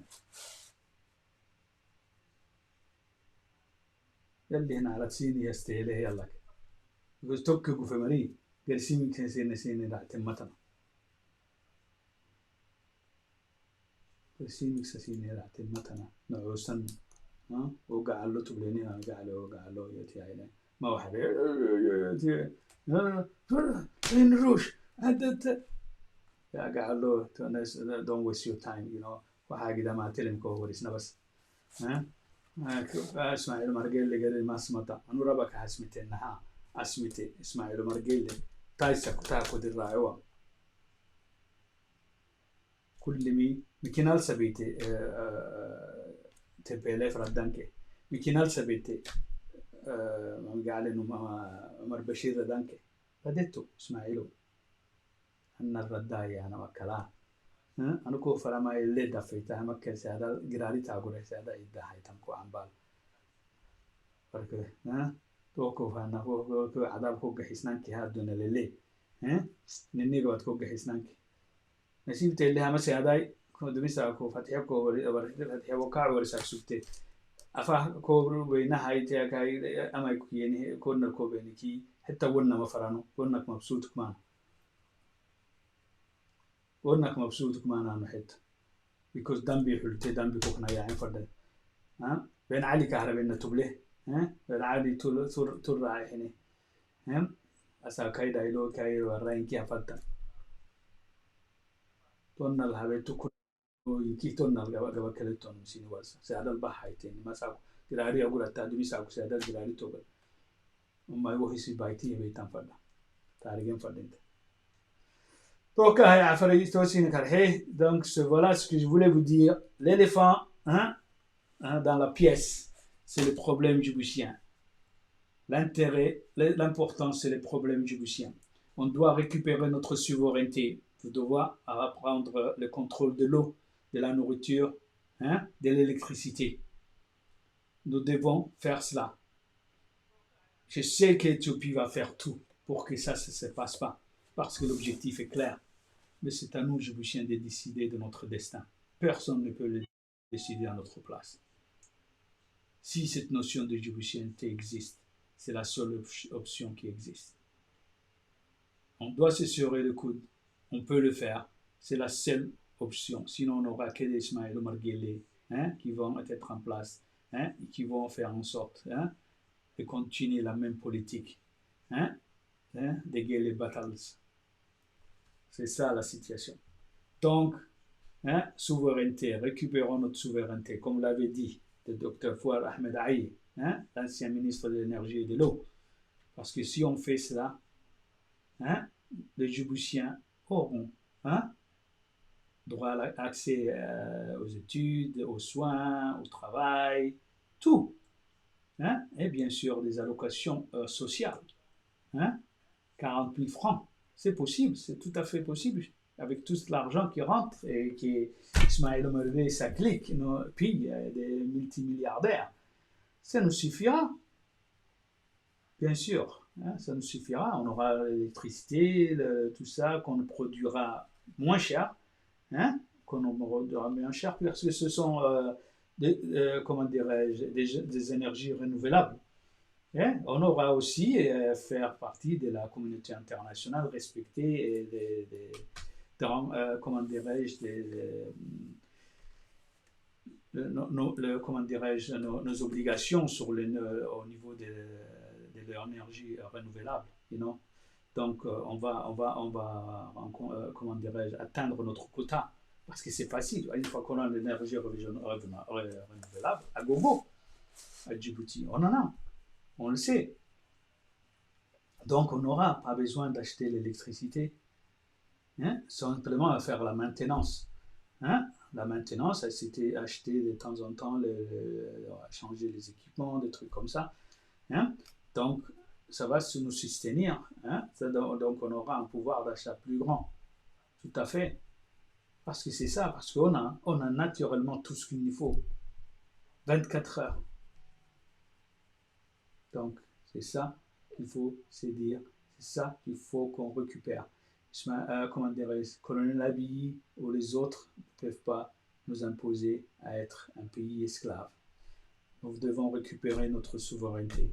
Pour récupérer notre souveraineté, nous devons nous débarrasser d'Ismaël Omar Guelleh et faire en sorte que la personne qui va venir au pouvoir, qu'il y ait un forum et tout ça, et que les gens discutent, hein, qu'on mette en place quelqu'un que nous allons élire.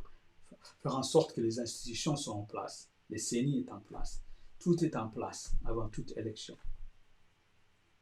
Oui, on fait cela, donc on prend le contrôle, notre souveraineté, petit à petit.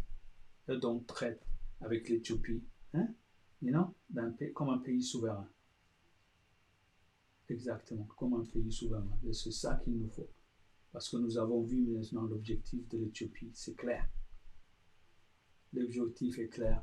Et c'est juste en faire que Djibouti devienne une province. Hein? Et c'est ça l'objectif. Ça ne peut pas se faire. Voilà, je crois que comme c'était à peu près 1h30, je vois que les gens ne veulent pas appeler. Les gens ont peut-être pour leurs propres raisons. Il n'y a pas de problème, c'est bon. Donc, voilà. C'est ce que j'ai à dire. Bien sûr, ça aurait été bien s'il y avait un débat, si quelqu'un voulait venir. Si vous voulez téléphoner sur WhatsApp ou Messenger, sur le téléphone, appelez-moi. يويتون نارحم هاي عفريتو كان هاي حاجة توكي قفتيتا ساكو قبوتي لي قبوتي دولتا إسي حرية ويتان فردينتا محاقر حوكنومي عادل لي عادل ليسي قبها حسيتان فردينتا إلكتريستي سي قبها حسيتان فردينتا ومن كيهي إسي قبها حسيتان فردينتا قبوتي دولت أساكو نعوسن متدلنا ما إثيوبيا تكيريني مهتيا إسماعيل مرجل اللي كهين مسؤول إسماعيل مرجل ليس إثيوبيان تكين تاريني إسماعيل مرجل ليس إثيوبيان تو وهو كهيني وسكوت شبال دتراك كيانا مرايا سعادت كوك هيانا كوك سمت بايساتيا بايسمرا الدياني توه الجراح توه الينيه أساكو كحتو كهتميتي ممدد فينا كهتميتين كحتانك أما قبوتي الشعبي دايلو مع جهلو الدهانة بايسانا مكي يميتين وهو تيميتيني وهو باهنه منكي ونارينو سومالي توبكو إتا أمان جيتا تي هاي تمنو محنا وهو نكنا نبمعين لكن نحكي الدواء سنحك الدواء تونو سنحك الدواء سنو يانا روايتنا يبهانا هاي توهني باهنكي توه مقولنا توه حنا مساكو تابلا تاكي كاهميتين توه حكي جبوتي دايلو حكي أفريقيا كونا إيسيا كونا سوماليا كونا عربيا كونا توه تيابان فرا توه حاجة دا إسماعيل مرجلي أبالي عبي نكا موكلانا نانو كاما فناي neka murra amudu da nanu kafari wa ne kodari kasbi matana ne mirahis ne memrihis kakin ne kodari اسماعيل هو قلنا اسماعيل كون نبي كو كو كحنو منو كو نعبتنا نو كو مفنا نجر يلي كو يقلعي نجر داسيت نعبو سكوه لنو منو كحنو واي كو مان لنو كو كيكو برا هنكي نعبو لنو هنكي سيما فنا جرا هيك مجرا يلي سين يلي أموكسين نكلا ناموكسين كلاي توكا سين كنام عجبا كادو يلي أموك نكلاي عجبا أموك نكلاي عجبا بايتاي كم راح يسم بايتاي توكا أنا توهنا يلي إني حكي شولي هو عادي أبان فرما أوكي so nobody want to talk je voudrais faire bien sûr au président Farmajo et au président Moussa Bihi une vidéo qui parle de l'histoire des Afars. Si vous ne connaissez pas qui sont les Afars, so if you don't know who the Afar is, the history of Afar is about an hour-long film who talked about Afar people history. We are the cradle of mankind. We're the father of the Somali, the Oromo, the white, the black, everybody. Pharaohs, the Turks, the Persians, and the Arabs, the Jewish people, and you name it. We are the father of everybody. We are the one who was named after Africa, Afarike. So we are, the old major civilization. We transcend everybody. We are the son of Noah, Sam, and the blessed son of of Noah, Sam, who gave rise to almost everybody outside Africa. Every single body, 9 out of 10, you name them, they belong to Afar people. From Abraham to Prophet Muhammad sallallahu alaihi wasallam, going to Moses and all the prophets of Israel, all belong to Afar. Ophir, Afar, over, that's on the Bible. That is in the Torah, as well as Habalaika, in the Quran. So that's who we are, and we are the first inhabitant of Horn of Africa, and we established the Pharaoh civilizations. Yes, we did. We the Afar people. We did. The language of the Pharaohs is not dead. It's the Afar language. Yes, it is. You know it. And we know it. And this is who we are. And this is the history of Afar people. From minute 21, we start from Afar people. But obviously, I want you to watch the history of Afar people, how great it is. You will see, Roman civilization, Greek civilization, Ottoman civilization, Persian civilization, Vikings, all of them. Every single civilization, the Phoenicians, the Magyars, every single barbary, come from Afar people, the source, the cradle of mankind. Lucy, you heard about her as well. Yes, you heard about Lucy. With the cradle of mankind. That's who we are, and that's why, colonial powers try to destroy us, because we are bigger than them. We are glorious than them. Yes, and when they saw that we can't have a people like this, united or staying strong, we have to scatter them in 3 countries, and we have to make them lose their identity and put them underneath all the peoples, and that's exactly what happened. But only Allah can destroy someone, and we are blessed. Allah blessed us. In the Quran, He said, because we are the first children of Noah. Allah blessed us first, among everybody else before, and everybody else that was blessed later on, because of the first blessing. Yes, if I go from the children of Israel and Muhammad and everybody else, that's who we are. And do you know that Prophet Moses came to Midian in Abyssinia, Afar land, and Shu'aib, Jethro in the Bible and in the Torah was Afar, and Moses married our Afar woman. And because we are their ancestor, we are ancestor of children of Israel. We are the ancestors of Muhammad, the Arabs, and everybody else.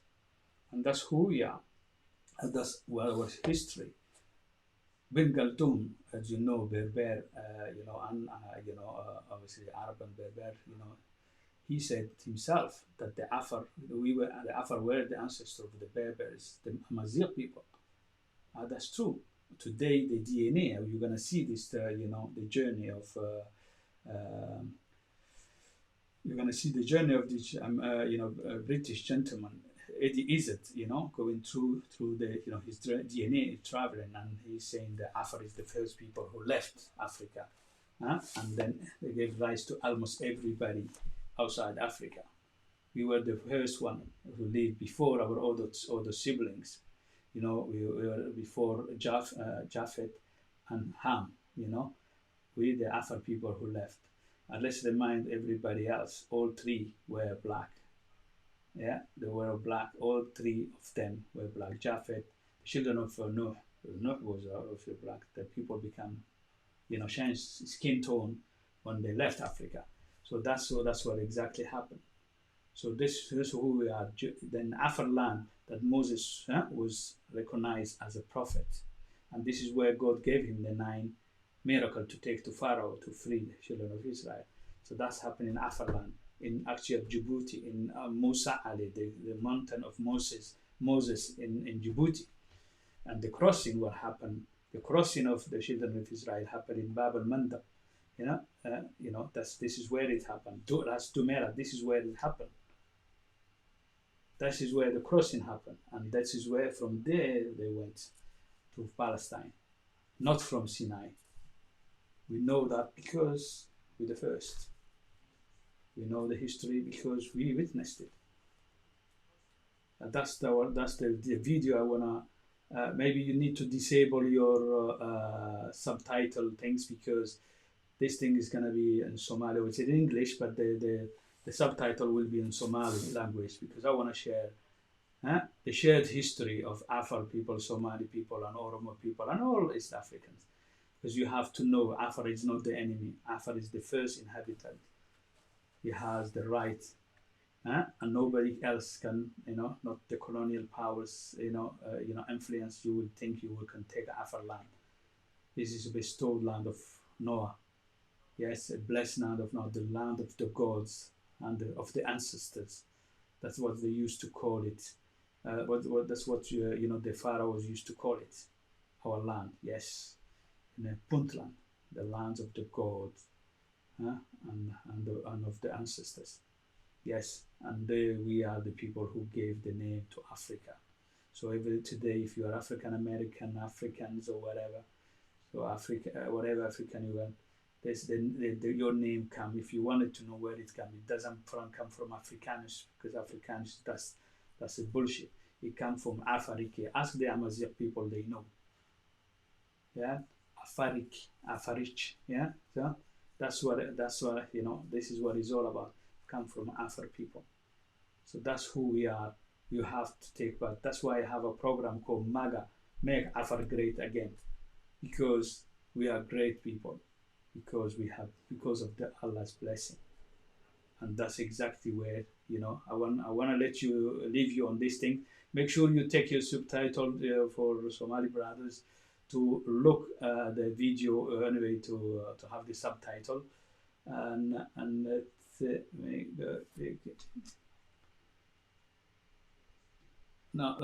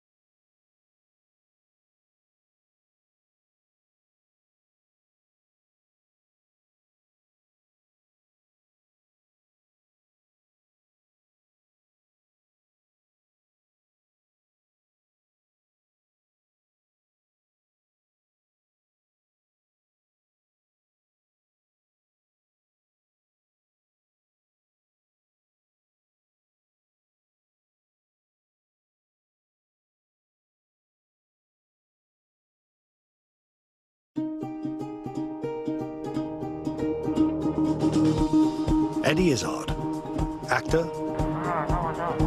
comedian, Morning, this is Stephen, going hunting.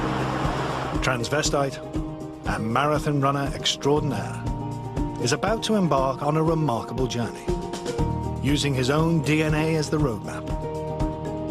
I've always been fascinated by genetics and the fact that it can bring my history right here. It's like magic.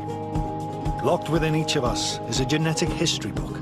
It reveals not only our deep ancestry, but also the journey of mankind across the globe. This is it, the birthplace of the Exodus, the first Exodus. Recent breakthroughs in genetics will allow Eddie to use his own DNA to unlock the secrets of where he and we came from. Instead of going back to the last couple of hundred years, we're going to go back to the last couple of 100,000 years. This is the epic story of humanity's journey from our shared origins in Africa 10,000 generations ago, all the way to Eddie Izzard. This is the first time in Britain that an individual has looked at their own DNA and used that to retrace their ancestral journey. My ancestors came across here. And finally, he'll bridge the gap between his genetic and family history. I believe we are related to each other. Oh, it's Eddie Izzard. Fancy that.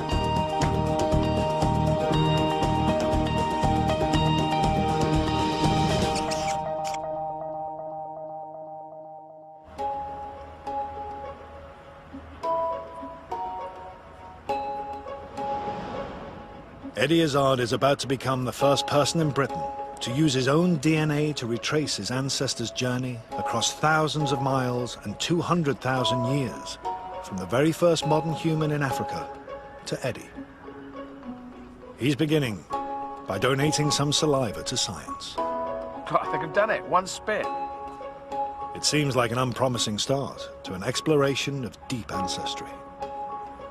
Science in action. This is Blue Peter. But Eddie's spit contains DNA. DNA is found within our cells. It's the instruction manual that helps build and run our bodies. Scientists have also found another remarkable use for it. Locked within our DNA is a genetic route map that reveals how our ancestors migrated out of Africa and went on to populate the rest of the world. It's the tool Eddie will use to help him retrace the human journey.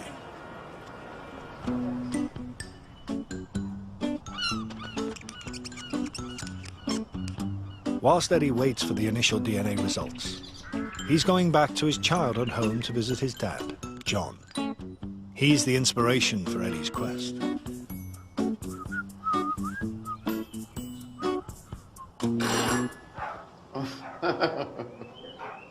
Crazy dogs. Hello. Hi. How you doing? Hi, Ed. Nice to see you. He's 83 now. I kind of thought one can't live forever, but it's nice to give him something before any bad thing happens. Are you intrigued by this? I think it's going to be intriguing. Yes, anything that tells us a bit more about ancient history, something that I never dreamt of doing before. Eddie will undertake 2 journeys. One will explore his dad's lineage, but first, he'll explore his mum's line. And this journey will be close to his heart. His mum died of cancer when Eddie was a young boy.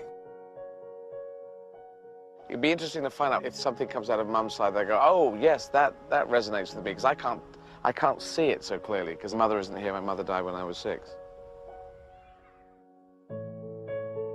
One of the things she said to me before she died was she wouldn't have the pleasure of seeing you grow up. Yeah.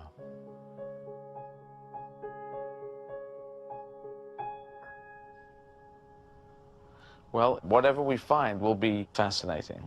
This is the first time, apparently, anyone's done it, apart from scientists checking other people. This is the first time anyone's gone on this journey. I think they've done it with animals. But animals are not good chatters on telly. Well, they don't say a lot, no. Not that we can make out, anyway.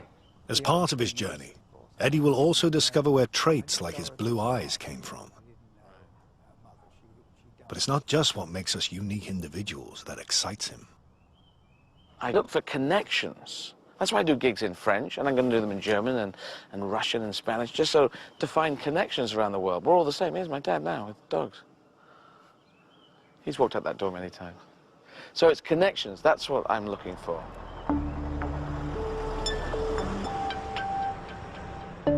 Eddie has come to the genetics lab to find out the results of his DNA test.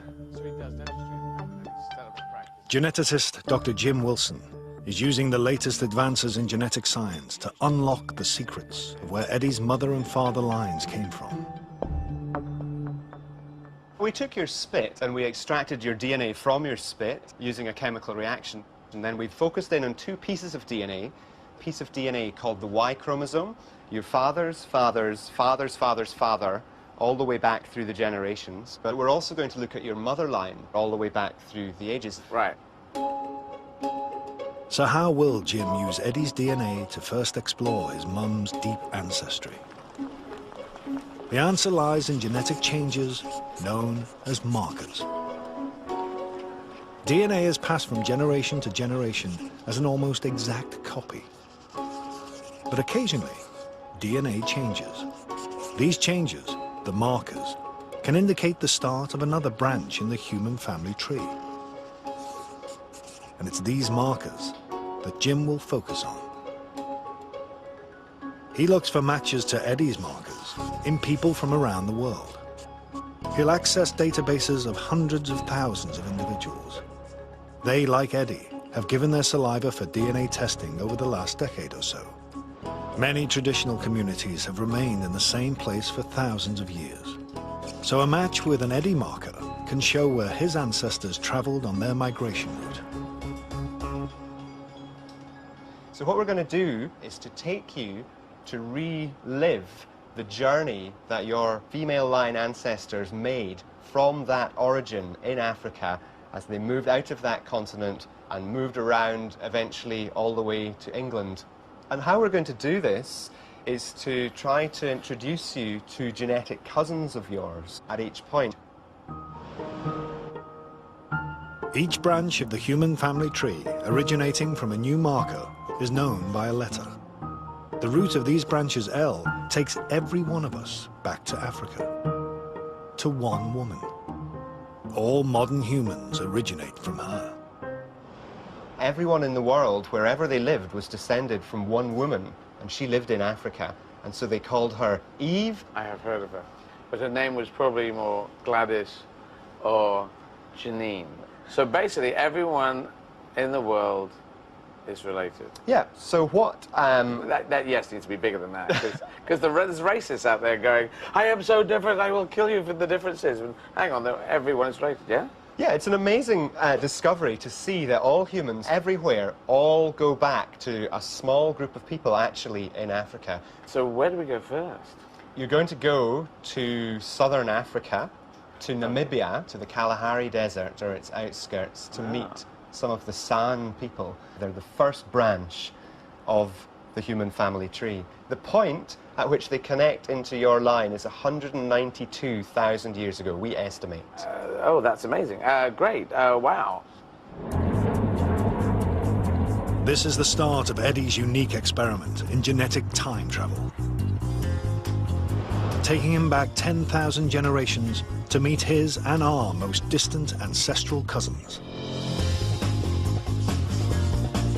To get there, he has to travel more than 10,500 kilometers to the edge of the Kalahari Desert.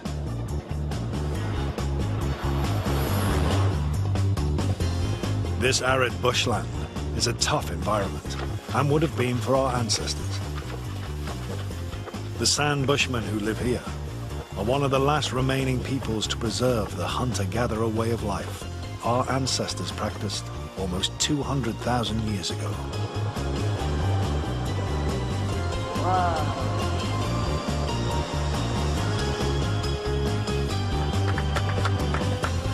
Nice landing.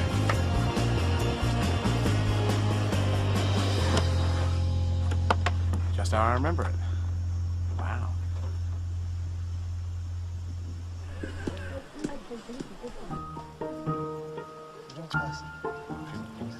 It's time for Eddie to meet his and our most distant relatives. He wants to experience what life might have been like for our hunter-gatherer ancestors. Local bushman, San Max Kike, a ranger with the Namibian Park Service, will be his guide. So Kayo. Kayo. And the hats are crazy. I like the crazy hat. Mo Debbie. Debe? Debbie. Mo Kunta. Kunta. Kaja. Sete. Sete. Eddie. When you get back 10,000 mums, it's such a long line of people that also put their genetics into what ended up as mum that you can't just say, that woman looks like mum. But it's still intriguing. Agnes, let's go.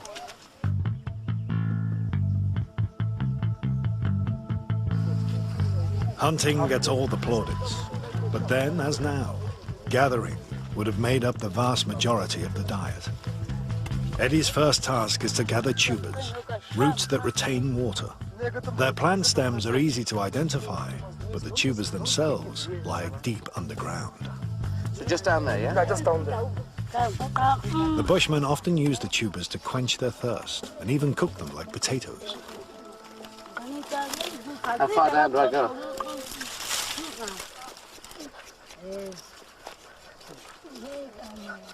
How do I know when I've reached gold? I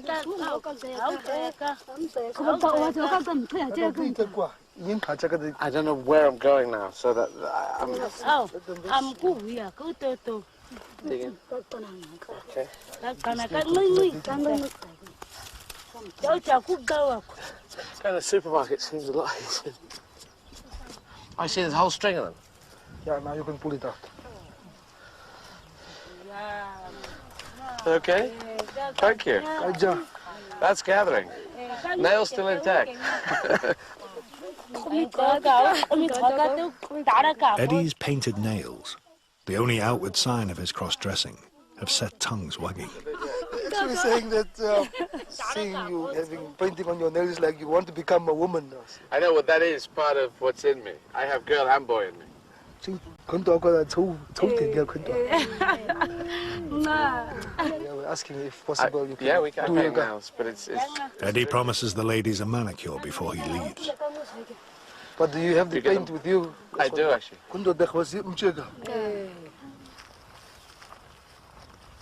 The next food source is less taxing on the nails, collecting berries from the false mopani tree.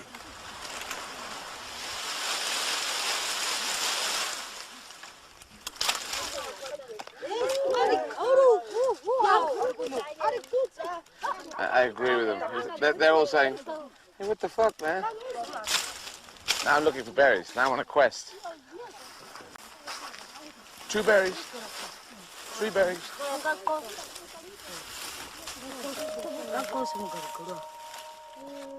I'm beginning to feel at home with my new relatives. This doesn't feel alien at all. So 10,000 mums ago, my 10,000th mum was doing this with women like these women here. They're happy that you are here.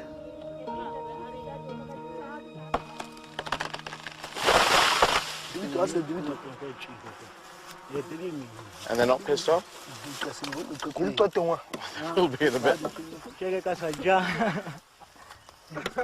Hunting and gathering has been the predominant way of life for the vast majority of human history. And for the first 100,000 years or so of our existence, we practiced it solely in Africa. Wow, that's nice honey. This is pollen. I think I'll put pollen on my list. A bag of pollen, please. And some for the lady. James Bond. One of our greatest allies in this hostile environment was fire. It didn't just keep us warm and allow us to eat more nutritious food.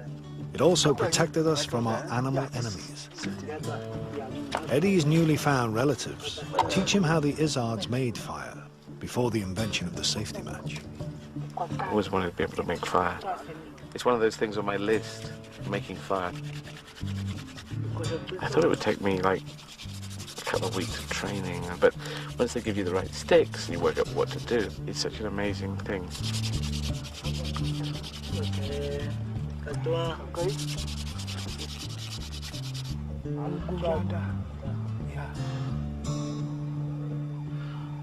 Blow, blow, blow.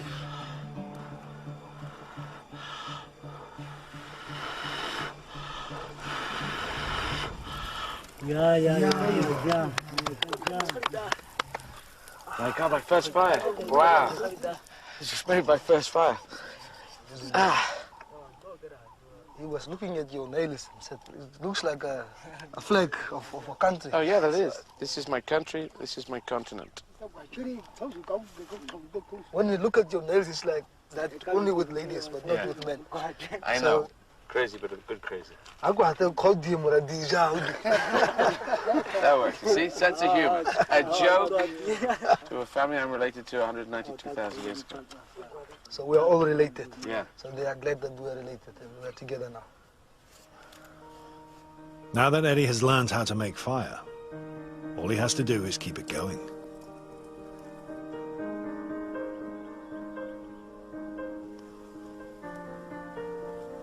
With San, he wants to experience how his ancestors survived the night. He'll have only fire to protect him from the predators and elephants that visit the waterhole close by.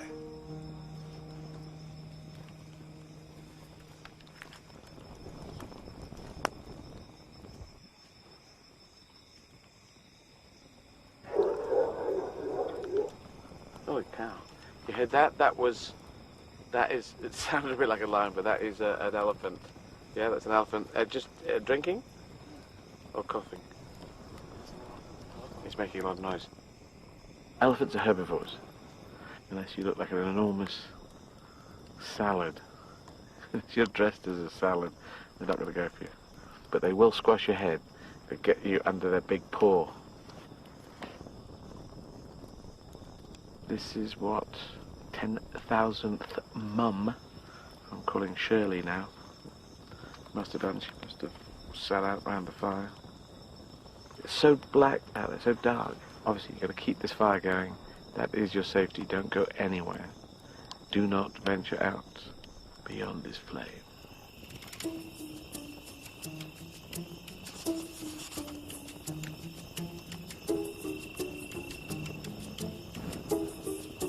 Fire looked a little worryingly low, but as long as we keep waking up and putting the things on the fire, there's just still enough wood to keep us going till sun up. Can't hear animals, can't hear elephants.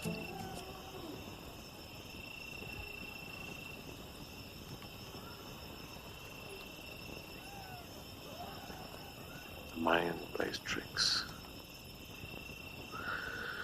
Okay, back to bed. See you later.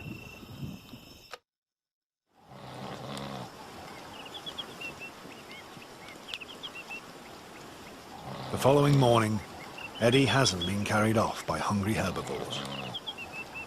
It was quite a night. I didn't think at all about my ancestors. I was thinking about me trying to survive the night.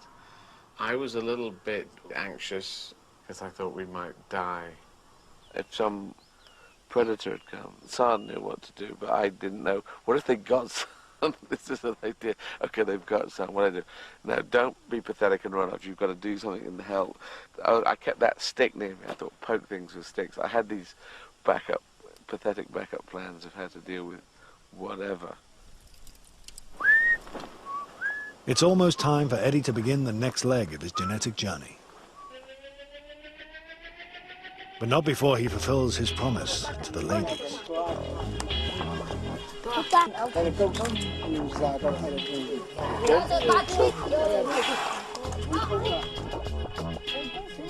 The people here, they don't seem that far away. I thought it would feel very far away.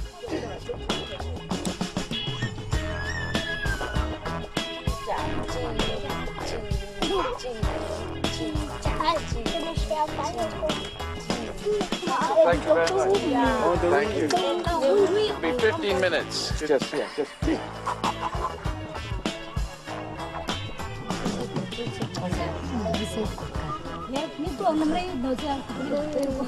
was great to be here and I've met these people and to get a little thumbnail sense of what gathering is like. I have made fire.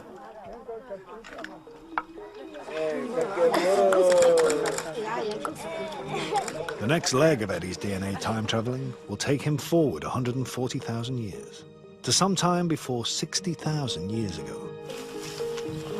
By then, modern humans had colonized the enormous continent of Africa in search of more hospitable places to live. This, despite an estimated total population of no more than 20,000 people. Scientists have DNA tested traditional communities, and with the results have created a map to show how humans migrated across the world. Dr. Jim Wilson is now using this information to discover where Eddie's maternal line travelled. Eddie's next key marker gave birth to the L3 branch. And this is seen today particularly in East Africa along the shores of the Red Sea.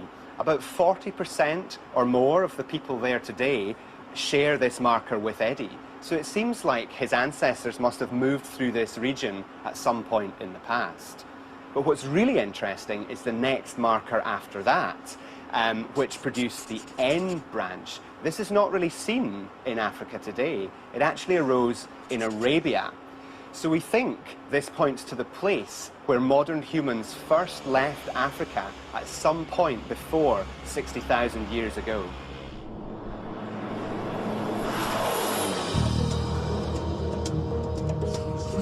Eddie's travelling 5,000 kilometres across the continent to the small country of Djibouti.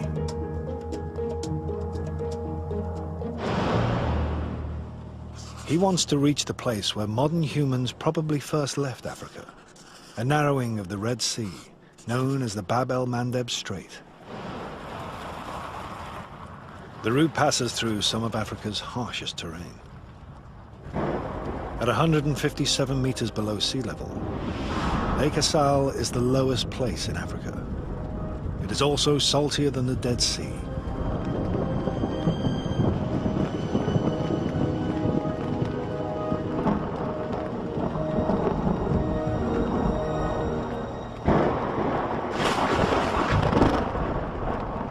Who the hell comes here? Anyway, they dig up salt from here, so there are people who live here and work here. I prefer to be in Croydon. And I was feeling car sick, and then fear goes into this, and then... So anyway, I don't want to be here. If you lived here, you'd go, this is Mordor. And then after you go, Mordor, my kind of town. If you don't know Mordor, it's, of course, the Lord of the Rings place where Mr. Bad Guy lives, the guy with the one big eye. Just think, imagine way back, if you heard that, you would think that was the gods being angry, or having a bad tummy. Probably a lot of guys who said, this is how God's angry. They're angry with you, Steve. But anyway, we're probably going to get hit by lightning. Despite his fear of getting fried by the gods, Eddie's determined to press on.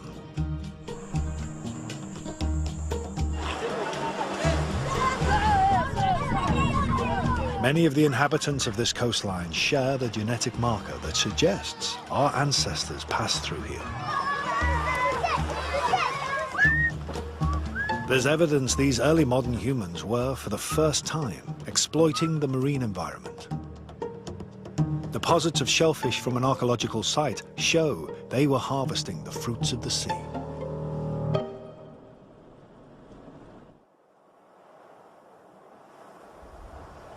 But Eddie's quest to reach the place the Izards left Africa may have been thwarted.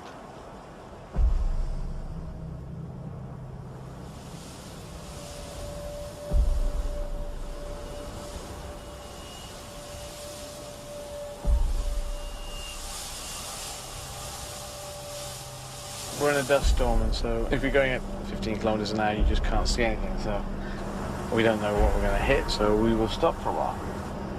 Have sandwiches. Sing song. King, gang. It It's a reminder of how resilient early modern humans must have been in order to survive.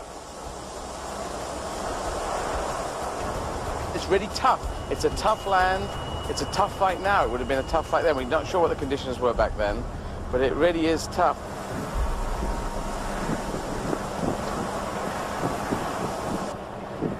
Nicola, who was driving, has decided to continue.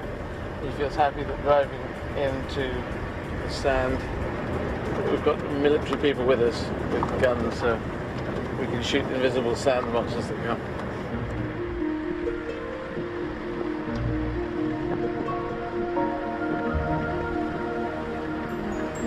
After 2 hours, Eddie emerges from the sandstorm at his destination, the Bab el-Mandeb Strait. He's just 35 kilometers from the Arabian country of Yemen, where it's thought modern humans first stepped outside Africa.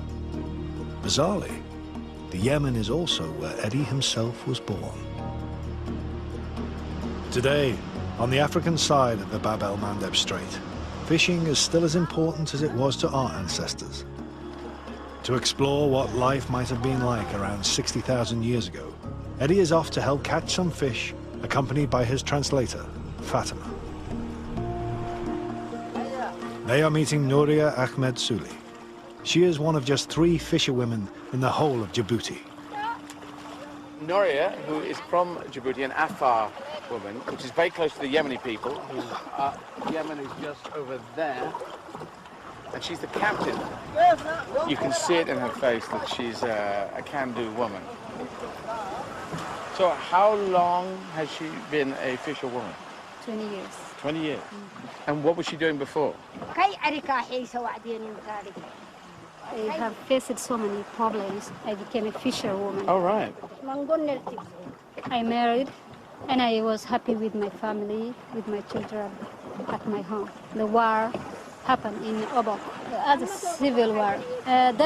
So civil war happened, and after that she became a fisherwoman? Yes. Where does she sell the fish that she catches?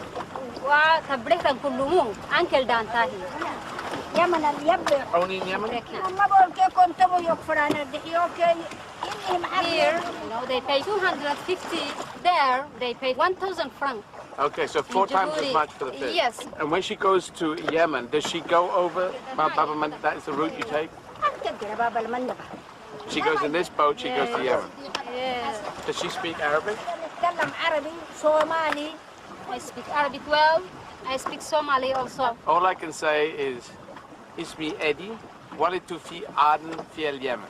Just Ismi Eddie, ولدت في عدن.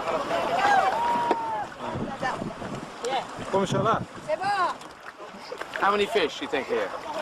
It's more than 100. More than 100 fish.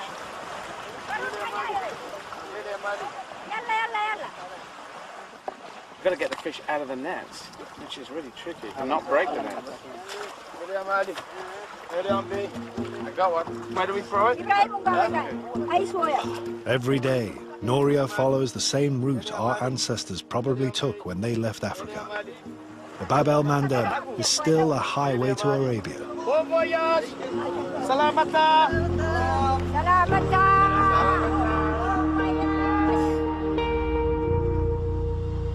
No one knows for sure why modern humans left Africa, but our innate curiosity and environmental change may have been 2 important factors. It's thought global cooling and ice age meant sea levels were lower at this time. Perhaps the shorter distance made the crossing more attractive. Some scientists believe only a handful of people made the initial crossing. Remarkably, it's thought that only 2 women gave birth to the rest of humanity outside Africa. One maternal line reached Australia, but Eddie's took a different route and headed towards Europe. That's the journey that humanity took 60 to 70,000 years ago. Maybe as few as 200 people, maybe only 2 women. My mother's line, which is not only my line, it's everyone's line, who became European. So we all have problems whether we're British or whether we're European, or British European, as I consider myself. But in fact, we're all coming from one mother who came across here and gave birth to nearly everyone in Europe. Political unrest has prevented Eddie from making the crossing to the Yemen. Frustratingly, he can't follow directly in the footsteps of modern humans as they ventured outside Africa, or visit his own birthplace. My dad and my mum met there, so it's very important to us. Mum working as a nurse for BP oil refining, dad as an accountant, and so it means a lot. My brother was born there, I was born there. My mum died 6 years later, so, and we have these cinefilm memories of mum and dad there. It's in here, and bizarrely just happens to be the place where the exodus of humanity went through. This is it, the birthplace of the exodus, the first exodus. It's time for Eddie to leave his and our shared African roots behind. This is now the story of those of us who spread out across the rest of the world. Jim Wilson has been investigating where Eddie's female ancestors went after this momentous moment in human history. It means jumping forward another 42,000 years. Eddie's next significant marker, which gave birth to the T2 branch, originated about 18,000 years ago. Today, it's most common in populations in the Middle East and Turkey.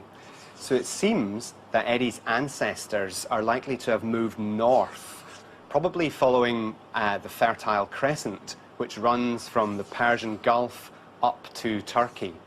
And it seems like they were still there for one of the most significant turning points in human history, the birth of agriculture, about 10,500 years ago. Farming meant an abundance of new foods and a more settled lifestyle.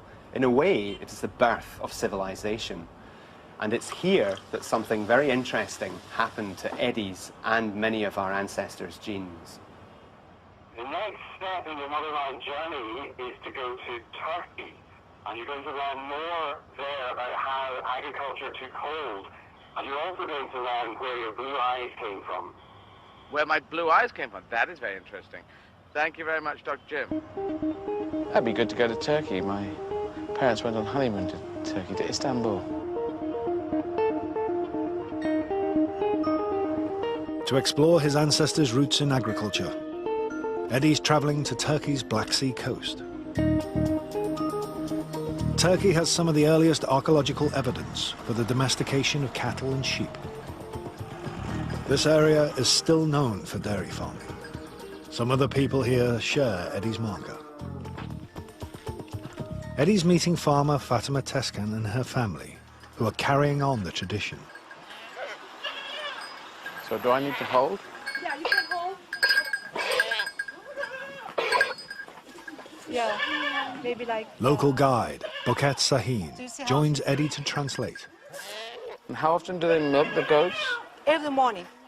Do you make cheese from this milk? She makes her own homemade yogurt, homemade butter. Right. Or different kind of cheeses. All right, from the goat's milk. Yes. Milk is especially useful for Fatima's family. Her son had a tumor in his brain. She thinks goat milk is much healthier, especially for children with diseases. Right.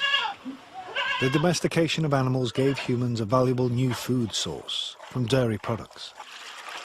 But there was a hitch. Adults in many early agricultural communities were intolerant to milk. Genetics came to the rescue. What exactly is this, Fatima? Ayran. And what is it made of? Su var ve tuz var. Goat milk, yogurt, water and salt. Here you go, so I'll just have a bit of this.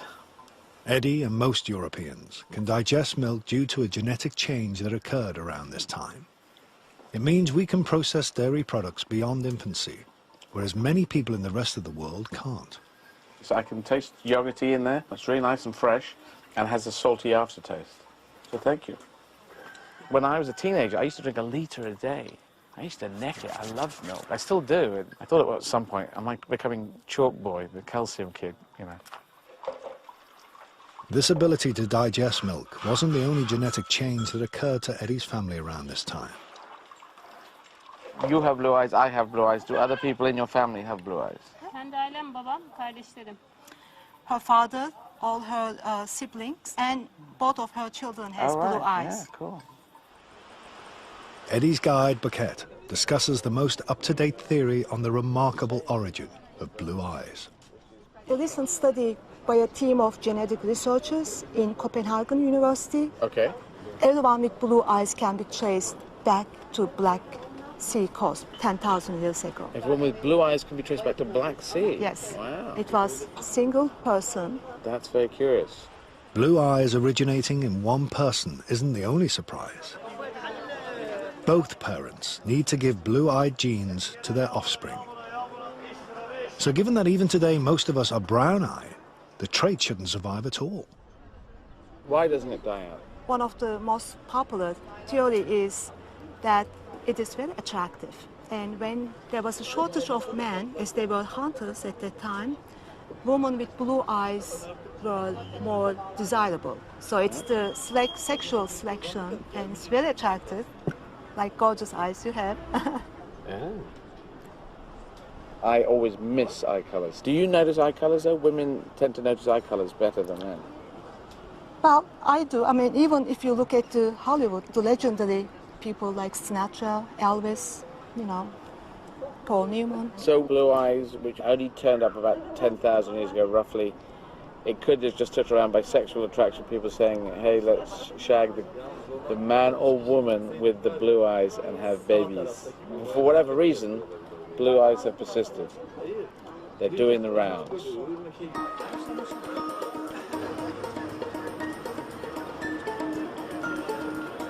So where did the milk-drinking Izards take their blue eyes next? Their adventure in agriculture led to Europe.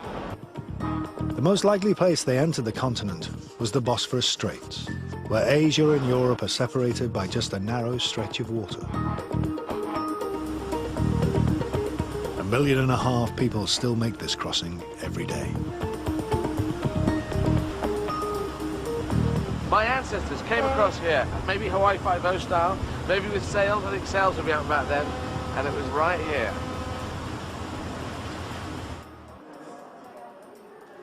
On the European side of the Bosphorus, Eddie can't resist staying in the hotel where his parents honeymooned. Tuba Attis is a manager at the hotel. Really happy to accommodate you here. Okay. This is the previous divan here, and your family stayed here 904. Oh, really? Yes, How do you know this? Of course, we searched the records? Yes, Oh, your wow. records, yes. This is the same room you're staying. This is in the same room? Yes. Can I take these pictures back to my dad afterwards? I'll get a copy. Of course, this is for you. Wow. I'm in room 904. I don't know if you remember the room you were in, but apparently it was this one. Yeah, that's to get the view. We had a good view of the Bosphorus. I've got a bit of a view of the Bosphorus, but unfortunately the Hyatt Hotel has come along and built a bloody great big hotel in the way of the Bosphorus. Does happen, yeah. Also, Mum's actual heritage comes through Istanbul, where you were on honeymoon. Yeah, so that's kind of just another irony. All right, Dad. Are you keeping well? Yeah, keeping well. We were all kind of knackered. All right, mate. Good Thanks stuff. for the call. No problem. Talk to you soon. Bye now. Bye. Around 7,500 years ago, Eddie's mum's line probably moved into Europe as part of the agricultural revolution. The spread of farming into Europe is a bit like the scramble for land in the Wild West. You have to imagine with something around 8 million people in the world at the time, many of them in the Middle East, that there was a continuous pressure for new land for agriculture. It looks like there were two main migration routes into the continent.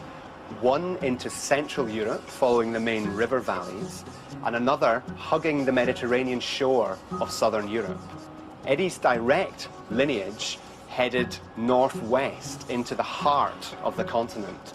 But before he explores where they went, he's first going to check out what happened to some ancestral cousins who entered Europe along its southern fringes. Over the next 5,000 years, they settled in some very interesting places.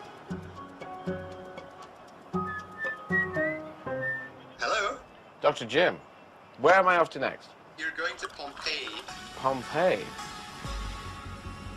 Pompeii in some way is representative of the next stage where great civilizations are developing, and of course they're all entirely based on agriculture. So we're going there at a time that's before it blew up. Just around about 79 AD, I think. Oh, around 79. Oh, right. Okay, we're going there Tuesday before explosion. Yeah, time. exactly. Right. Pompeii will be exciting. I've been intrigued to see Pompeii for years. I think I'm quite good at imagining what it would be like to be there as a Roman. That will be fascinating. By 79 AD, Pompeii was a flourishing Roman town in southern Italy with a population of 20,000 people. But its residents were unaware that they were sitting on an active volcano.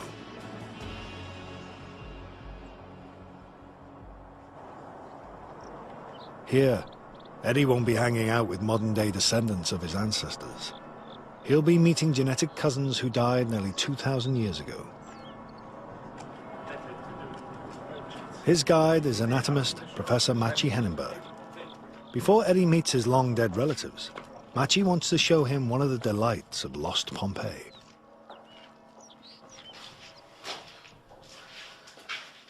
So, shagging. This is a house of sex?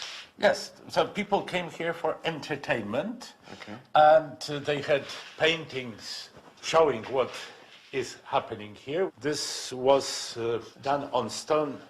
That's doggy stone. Yes, well, they're showing various sexual positions, which is fairly similar to what one can see on the internet today. Yes. Actually, and they're showing some curiosities, like people with double penis, for example. Oh, really? Is that a medical thing? I don't know how to do it. Yes, it is. Yeah? I'm an anatomist. I study anatomical variations. Okay. And actually, both double vagina and double penis happen. Oh. Okay. That sounds crazy. And the beds are telling us how small people were. All right. Yeah. It shows that people were, on average, about 100 millimeters, 10 centimeters shorter than we are today. Then there is a toilet. Romans were much more open about the toilets. So, for example, they had communal toilets. A lot of people actually sat here, right here, in this buried space, doing a poo, having a chat, saying, just having a poo, and I'll be right back in for number 4, bit of number 4, and a bit of that old number 2, a bit of 2 and 2, a bit of 4. And food is across the road. I'll have a poo, we'll have some sex, and then we'll go and get a McDonald's.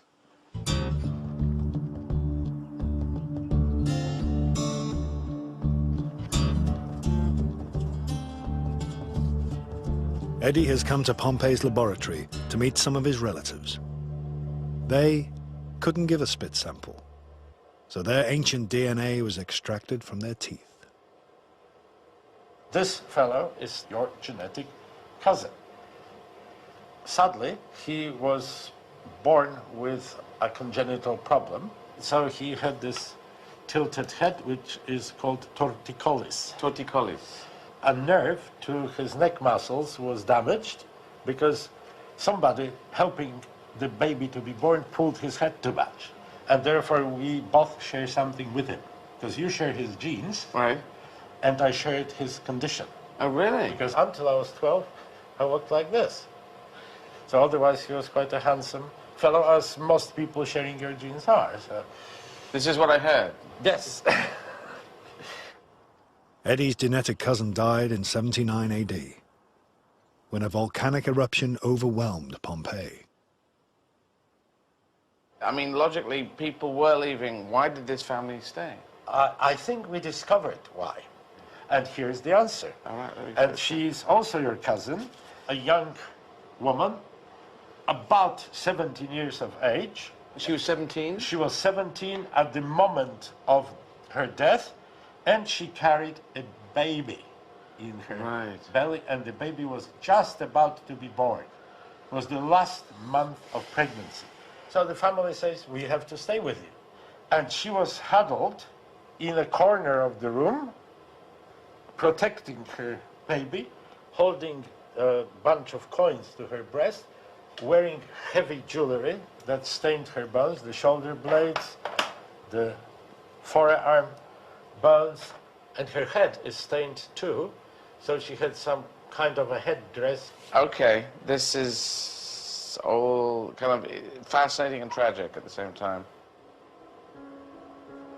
13 members of the same extended family died together. Eddie wants to visit the place where it happened. This is huge. The house belonged to Caius Julius Polybius, a former slave and successful politician. They were lying here in this room, the old man on the floor, and next to him a teenage boy, and the boy was holding father's hand. They must have been already afraid. And at the feet of the teenage boy, a younger boy, a few years old. And eventually they were covered by more and more of the ash. And this is the other room where the rest of the family died. Here was the 17-year-old young woman covered in her finery and with the baby in her belly. That's where she eventually died.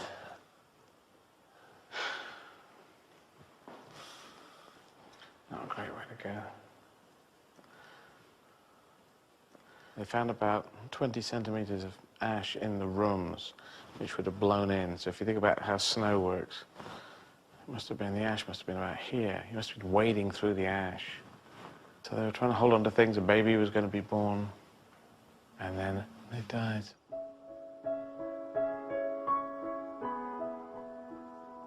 Eddie's journey has already covered nearly 200,000 years of human history. The landscape of towns, streets and houses, of civilization, is becoming much more familiar. I feel like I've been taken inside a real Latin Roman life, and that links to my mother's line. And just touching the walls is really close. Eddie's genetic cousins settled in southern Europe, but his direct ancestors appear to have followed a more northerly route through Central Europe on their migration to Britain. Eddie's next key marker shows that this direct maternal line had, by the time of the Pompeii eruption, moved into northern Europe. We're getting to a really exciting stage of the genetic journey. As we get closer in space and time to Eddie's family in Britain, we can be more specific about the ancestral journey. This is because the more recent markers are shared by fewer people. Of the 69 markers in Eddie's maternal line DNA, this next one is the 67th. This means that we're looking for living people who share an ancestor with Eddie less than 100 generations ago. We've found another marker that seems to originate much further north. This marker is only about 2,000 years old, and the really interesting thing is that this group seems to be focused in Scandinavia. Your mother's people were Vikings. Oh. What you're going to do now is meet people who are directly related to you in Denmark. Eddie has come to the ancient Viking capital and port of Roskilde. He is meeting Lars London and his sister Anne Persdottir. Lars recently gave a saliva sample to science. Jim then found him on the database, one of only 10 matches. Okay, well, cheers. Cheers. He and his sister share a direct maternal ancestor with Eddie from around 2,000 years ago. That's less than 70 generations. We share a mother from mother. Yes. Are there similarities between us? Yes. Should be interesting. Football, I love football. Yeah. Mathematics. I did math up to university level, but then didn't get it.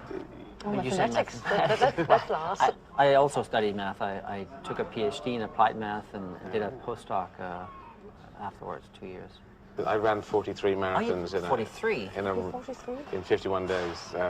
about 3 years ago. So we ran a marathon together. Yeah. I did a total of 13 marathons, but over a time of 15 years. Which is an impressive record, and I apologize for coming with 43 and counting it. That's all right. I think because I have my father's name, Izzard is my father's name, half your genetics is your mother's side. So you tend to slightly ignore the mother's side and say, oh, what did the Izzards do down the line? Yes, I don't know that much about mum's side. And to find that I have a Viking link going through my mother, that is fascinating.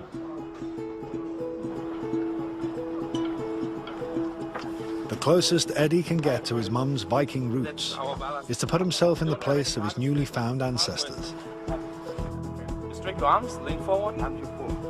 As they prepared to lay waste to a swathe of Britain. Perfect.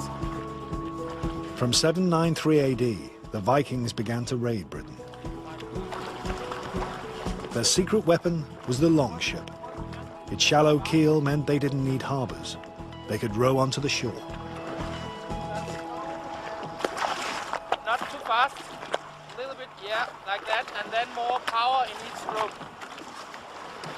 Rowing is exhausting, so the Vikings used sail power when they could. What we do is we use our weight. Yep. So go forward, and then we pull backwards like that, and then you fall onto me. Okay. And then when we're down, yeah, you push it towards the hole so she can take back the slack. I understand. Okay? Okay. And pull. Oh, that was too much.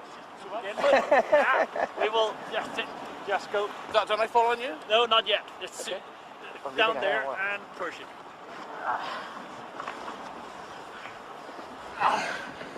And one more time.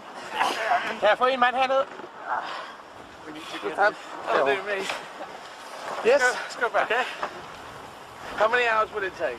To England? With the right wind, yeah, it would take them about 3 days. Eddie takes over the controls.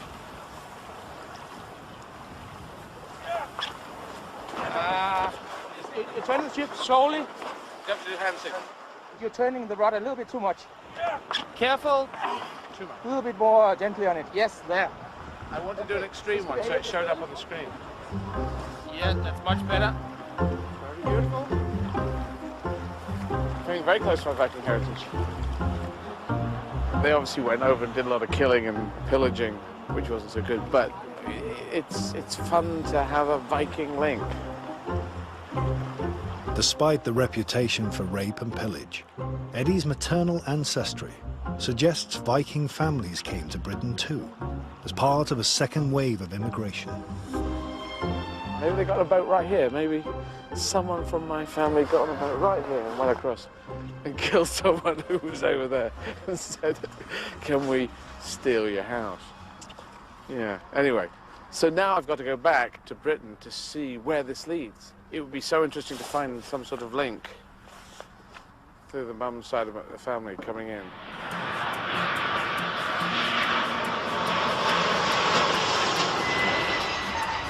Jim has been searching the database for matches to Eddie's next significant marker, which will bring him back to the UK.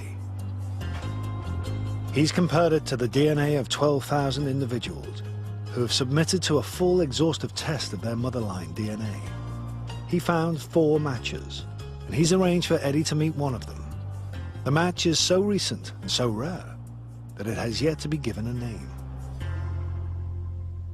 You're going to meet 2 sisters, your nearest genetic cousins on your mother's side, and they're in Northamptonshire. You share an ancestor with them at some point in the last 500 to 1,000 years. Oh.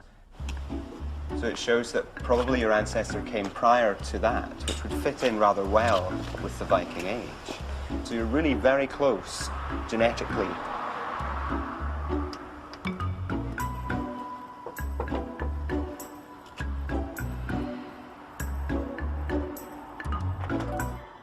Hello. Hi, I'm Jackie. Hello, Jackie. My name is Eddie. Hello. What's your name? Hi, I'm Jill. Hi, Jill. Apparently we're related. Yes. Through genetics and stuff. That's pretty interesting.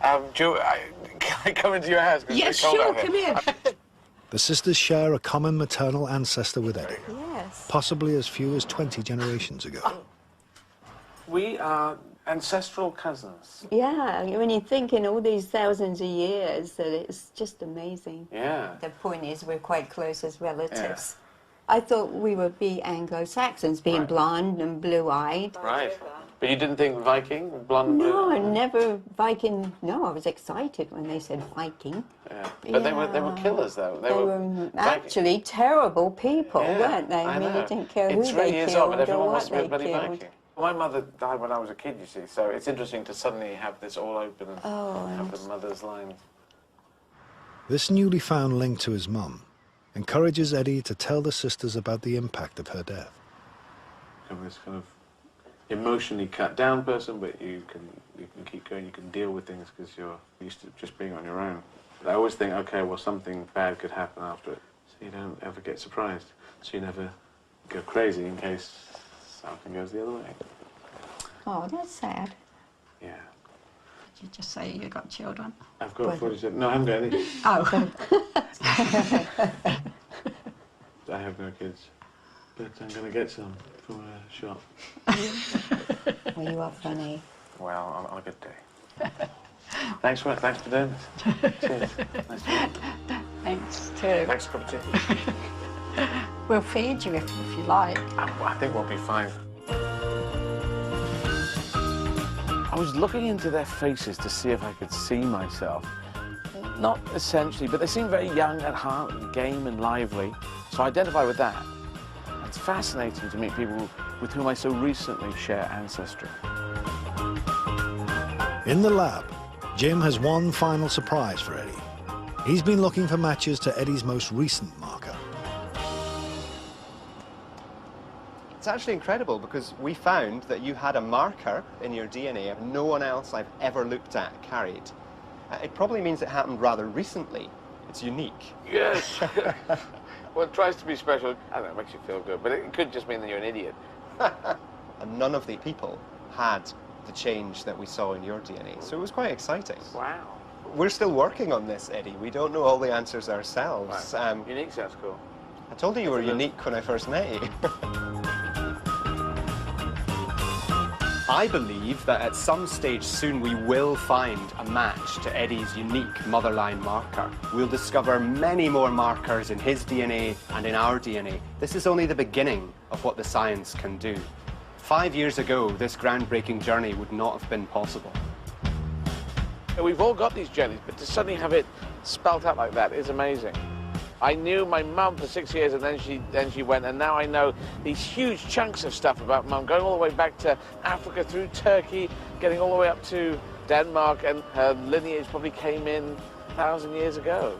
And the Vikings would have landed in the seas of Britain, weather like this, and would have scared the bejesus out of everyone. But maybe my mum was in the second wave. Maybe that we were accountant Vikings coming in and saying, how many swords you got? So, to find out now about my father's line, that would be very interesting to put those two together, because I am interested in what goes together in me of my mother and my father, and to find out where he comes from.